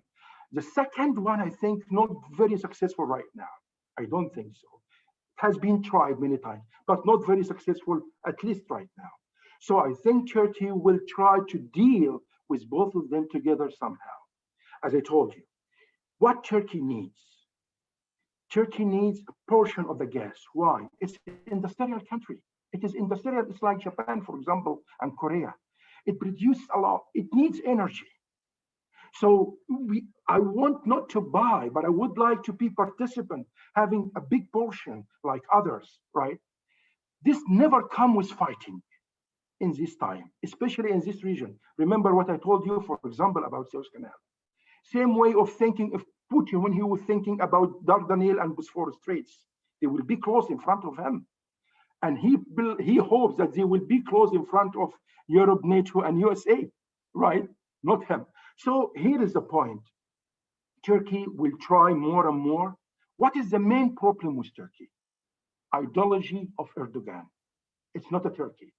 It's the ideology of Erdogan. I don't say it's good or bad. I don't care about that. But it's his ideology, you know, supporting the Muslim Brotherhood, which is one of main, how can I say, important points and really strains to Egypt and Emirates and some other countries in the region. Okay. There's a Mr. Jihad Fathi, your young researcher. He wants to make question to you. So can I hit the microphone on, Mr. Jihad Fathi? Can you hear me? And you can microphone. Yes, I can hear you, Professor Ikeuchi. Thank you very much for the opportunity. Thank you for joining us. Thank you a lot. I have like 6 questions with which I would like to have different perspectives of all the speakers about like 3 or 4 of them. So I thought that I should do it myself and not sending them in writing, so I can clarify my point. Yeah.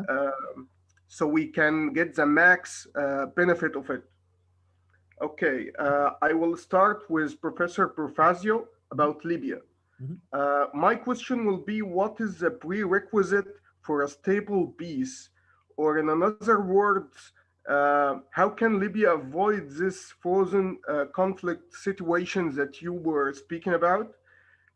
And I deeply hope for the new executive authority in Libya to can solve these issues and maintain peace.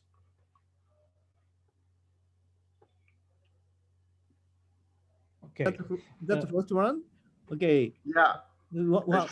Should I go with the 6th? Yeah. Okay. Would you quickly summarize your questions? And okay. For Colonel Michiels, I want to have a more clear vision, because when he spoke about EU missions outside of Europe, he was speaking about that is mostly a civilian missions and not military missions.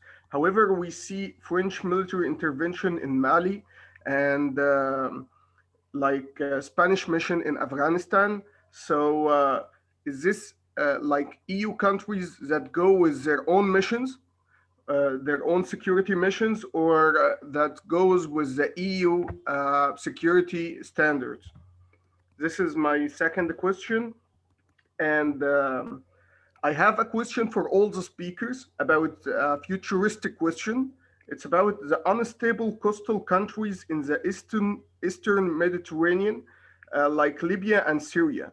So I would like for Professor Profazio to how these unstable countries like Libya will affect the situation in the Eastern Mediterranean, and General Ghoneim, if he can give us an insight about Syria.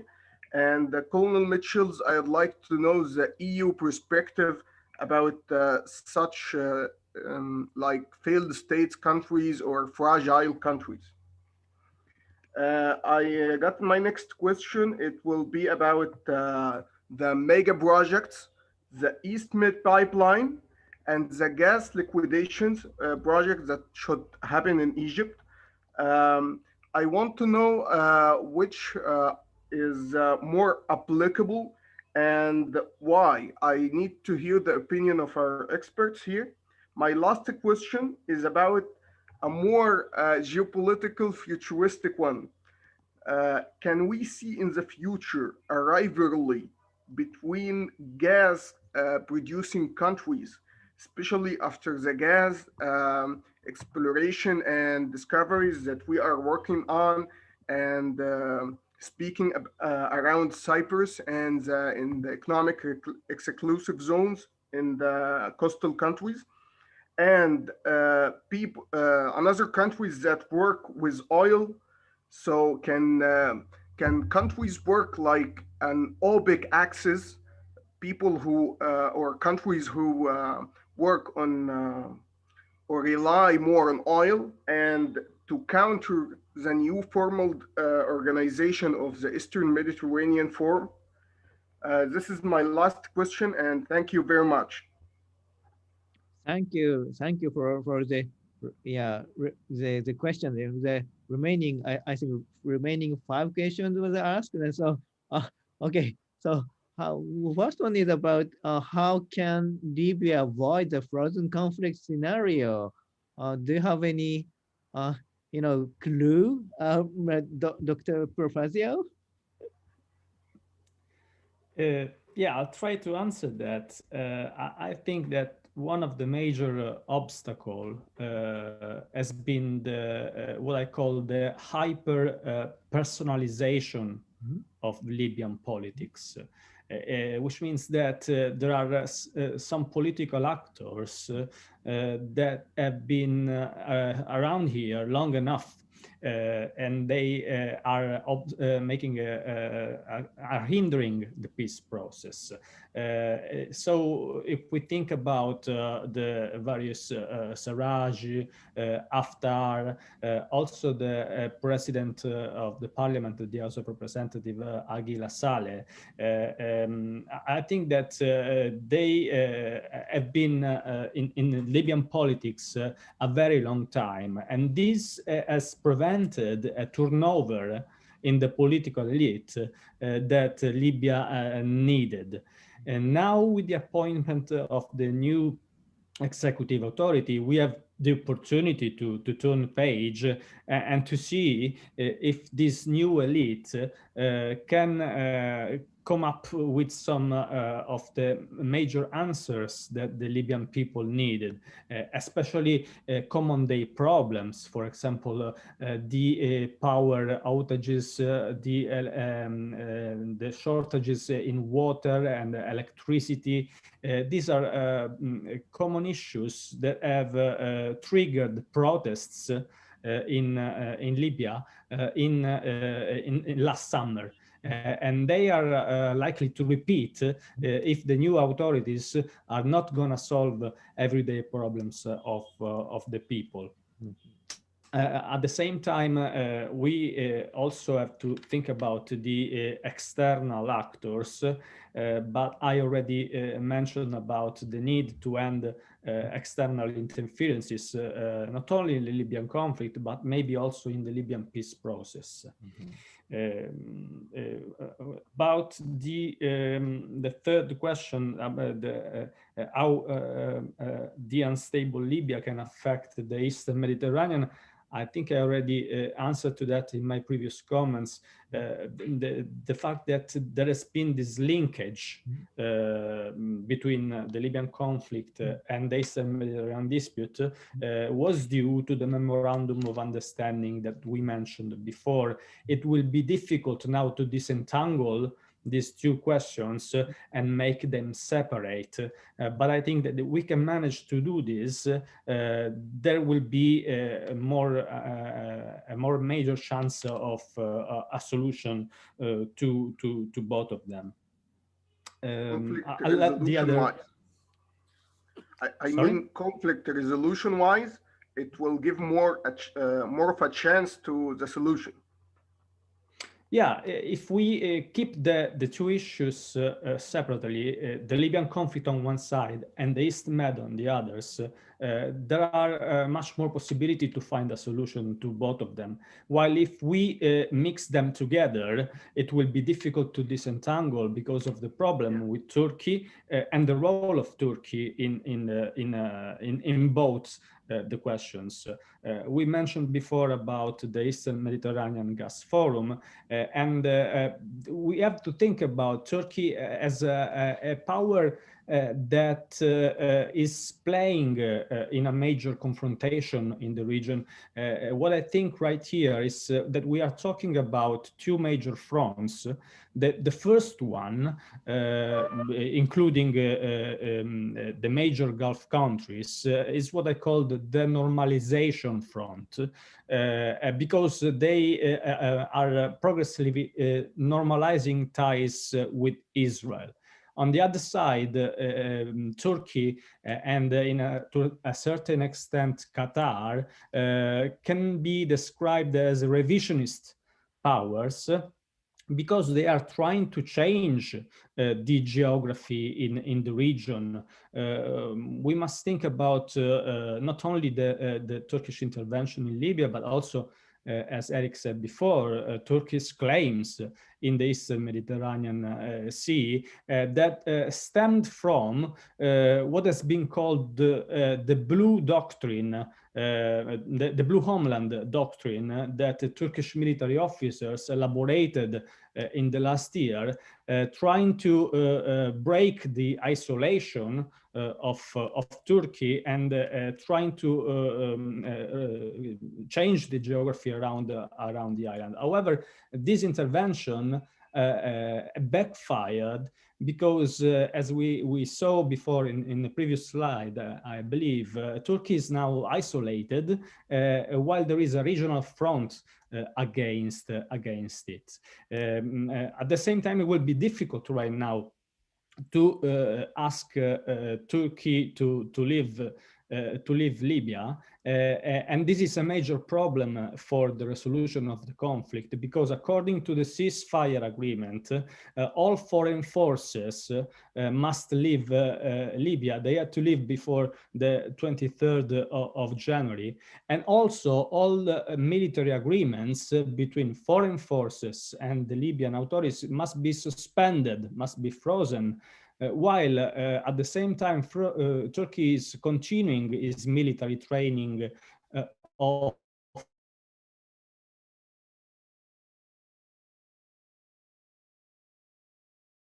the officers of the government. I think it will be difficult, but we need to separate the different topics, and we are in a more favorable scenario right now compared to last year, because last year we saw this like a return to power politics in the region. We spoke at length about faltering multilateralism during the last year of the US administration of former President Donald Trump, and the fact that Russia on one side and Turkey on the other intervened in Libya highlighted the fact that we returned to an old concept that was the use of power in international relations, what is commonly known as power politics. But now, with the change in administration, there have been some signs of a return to multilateralism and to negotiations, and this could create opportunity for talks between rival actors. As we said before, there is also possibility of talks between Egypt and Turkey, and this regional divide could be easily recomposed. We can recompose the fracture between these two regional fronts, but we have just to wait and see what happens in the next months. Thank you. And Umberto, actually, we have another question, very good question to you from Dr. Atsuko Higashino, who is working on EU politics and the EU's Eastern questions. It's now so comprehensive. But her question to you is Italy's public opinion about Libya. I did just a quick question. I also want to know what the Italian atmosphere on this issue. Is there still appetite for engagement or intervention in Libyan affairs among Libyan public? Yeah, absolutely. Libya is listed among the top foreign policy priorities by different polls.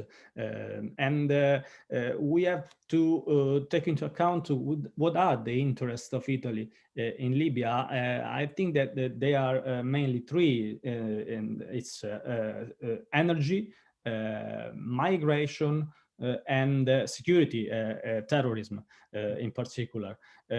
So the fact that right now we are going towards a new momentum in the peace process has been widely welcomed in Italy, even though there are some ambivalence because of the fact that despite supporting the government of national accord in Tripoli, Italy also reached out to General Khalifa Haftar.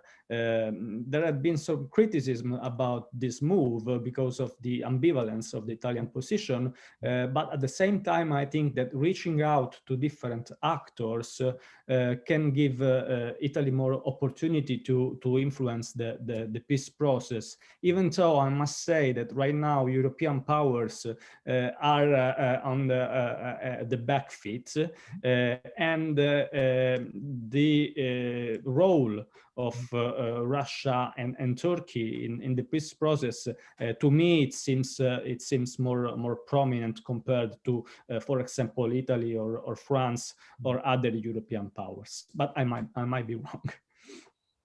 Thank you very much. And Eric, what the answer to the question to you? And I want to add another question from Dr. Atsuko Higashino, who is working on European affairs, European politics, European Union politics, and it's about the Turkey, the Brussels. In your opinion, in your analysis, Brussels needs Ankara, but there's some change, that there might be some change. If there's a change or suggestion of change, do you pick up some examples or among debate in Brussels? Thank you. So I will go to the three questions. The first one was about the EU missions with the civilian and so on, and of course the presence of European country to somewhere else, like in Mali, in Afghanistan, and so on. Like I said, the European mission, it means with a lead from Europe, are very few, because it's only when you have a consensus to launch an operation. So for the common interest of the EU, and also one important aspect is that the EU doesn't want to compete with NATO, because most of the EU members are also part of the NATO. So when it's about military, sometimes they prefer to go to the NATO.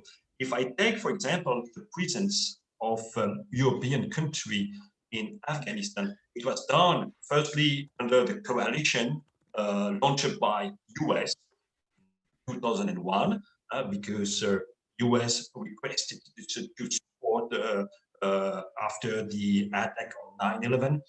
And okay, we started also a NATO operation in resolute support, ISAF, and after a resolute support mission.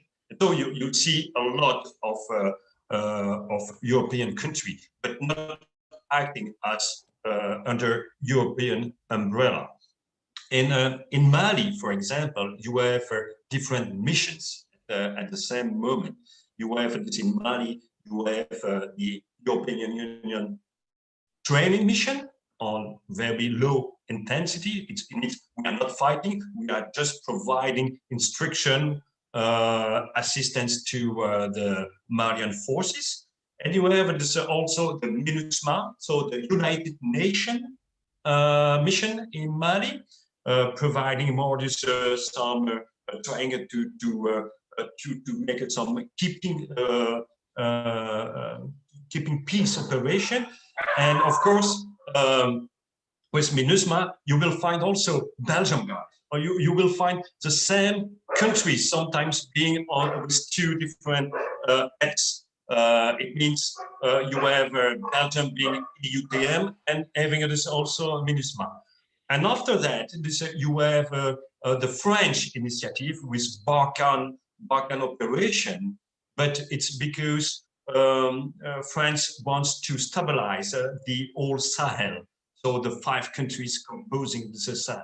And they started the operation, and they are trying to get more and more people involved in this situation. But it's not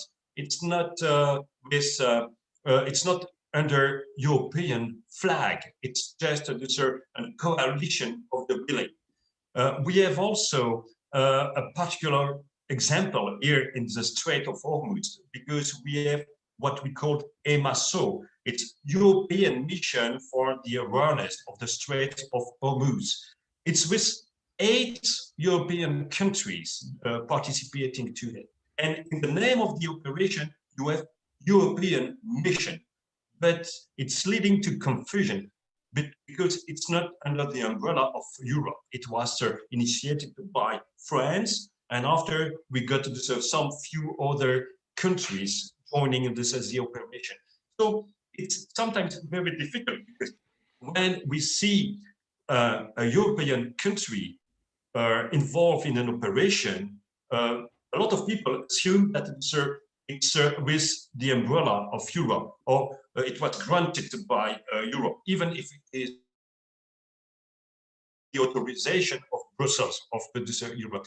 It's not true. So like as I mentioned initially, you have each member state has its own sovereignty to do alone, to do in coalition of the willing, to do with Europe, to do with United Nations, to do with NATO, and so on. So it's very complicated, and sometimes when we see the flags on a country of an operation, we have to be sure not mixing the different interests. So I think that I answered the first question. Second one, it's about European policy towards the failed states, towards the rogue nations, like so we can say Syria and Libya or other one. Like I mentioned, EU is just aware or wants just to monitor and to intervene in the close vicinity of its external border, because, like I mentioned, the difficulty is to have a consensus to start an operation and to have an integrated operation launched away. For example, we have a beautiful tool within the EU. It's what we call the EU battle group. It's a duty role every 6 months. A set of countries are putting the forces together to constitute a battle group ready to be deployed to intervene everywhere in the world within this 6,000 kilometers. Normally, it's the limit of the intervention, 6,000 kilometers, and it's a beautiful, powerful for high intensity, medium high intensity intervention. But up to now, we never used this kind of tool because there is, at the moment, we prepared. At the moment, we want to intervene. There is no consensus to intervene because it's a more high intensity. So, like I said, about it is a failed state and rogue nations and so on. EU will just look if it's posing a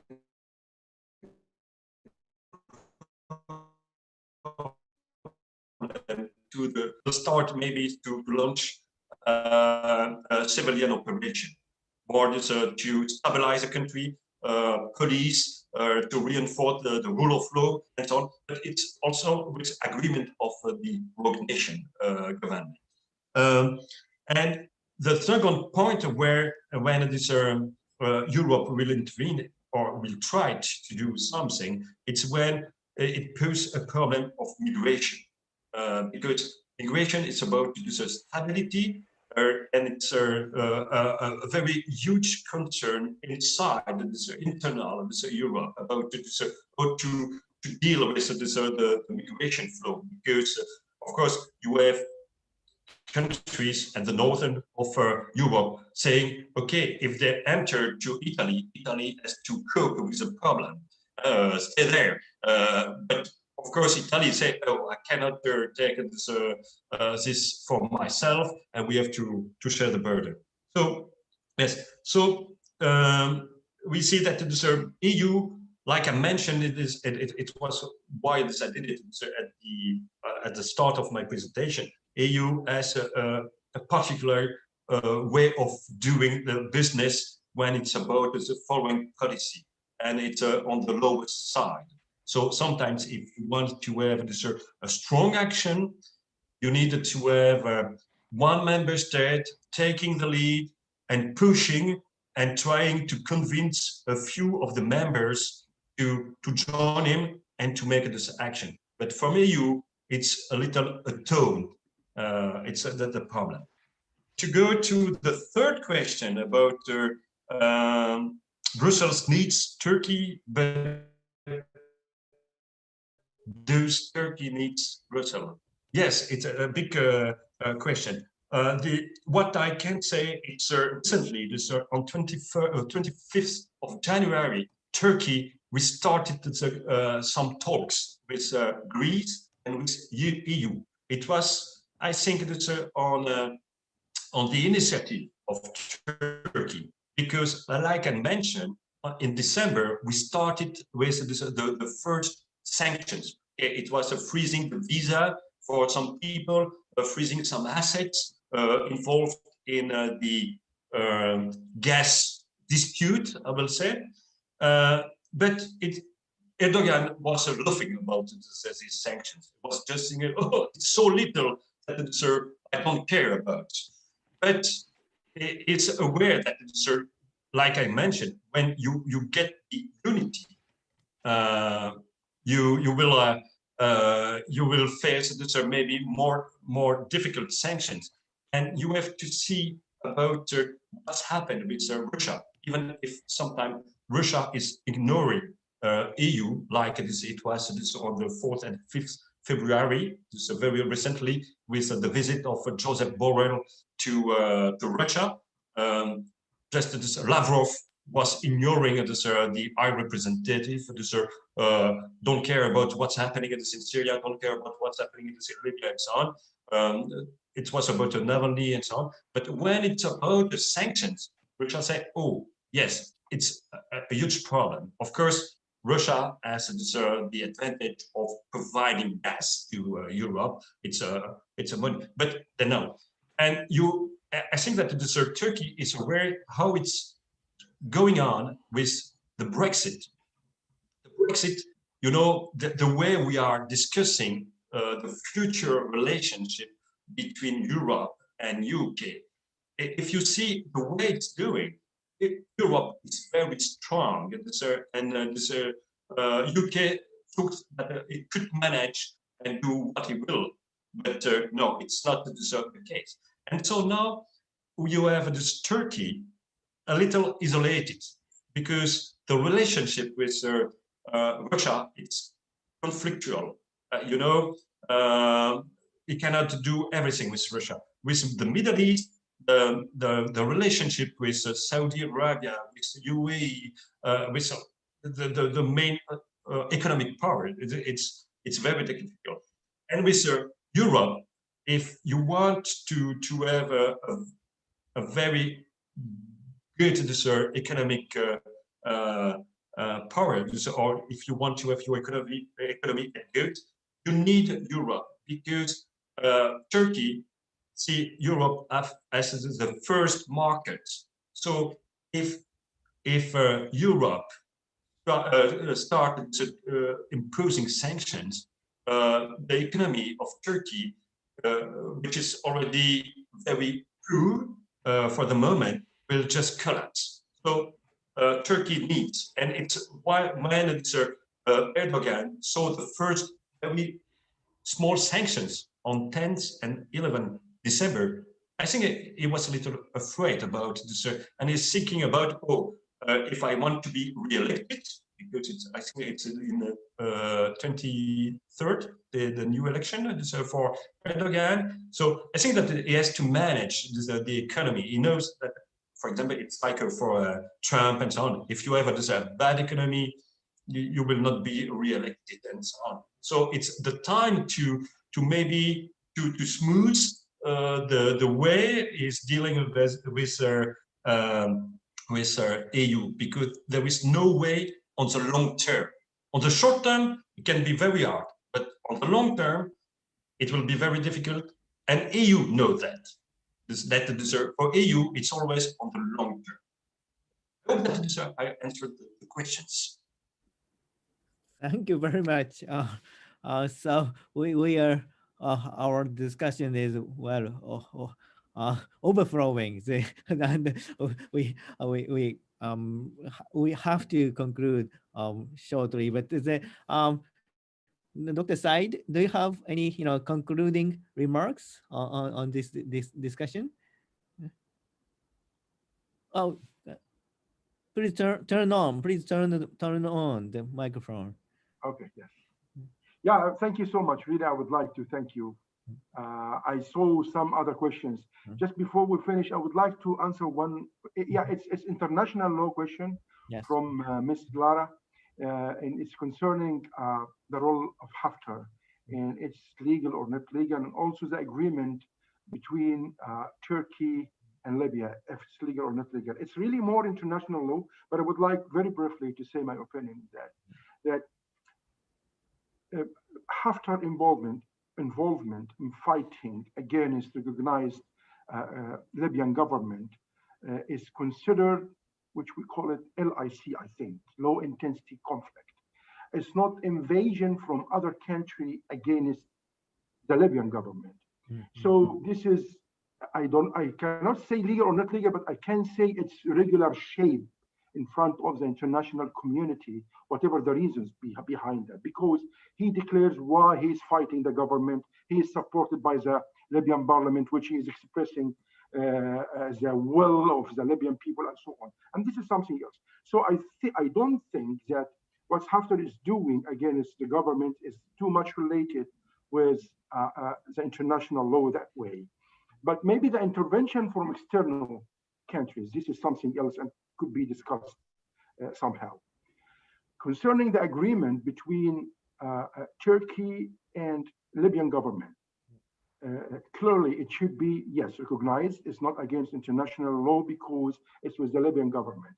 But the other side is trying to, there are 2 points here. One objection that the Libyan parliament did not accept, which is something internal, did not accept this agreement because no international agreements without the parliament of the country. This is one of the voices. Other things that Greece itself, it has objected because it's taken about 3,000 kilometers from Greek portion of water when this agreement, it affected, I mean, the Greek situation, maritime borders, I mean. So here comes in front of the international law. That's it from my side. And finally, thank you so much, really. And sorry for taking more time. I'm sorry for Umberto, because I know that he has something committed after our meeting. Really, I hope it was good for everybody and comfortable. Thank you so much. Thank you very much, everyone, for your participation, and many thanks to 3 excellent speakers for their presentation. Thank you very much. And our next seminar will be after 2 weeks. Thank you for everyone. Thank you very much. Bye. Bye-bye. Thank you. Thank you. It's been a pleasure.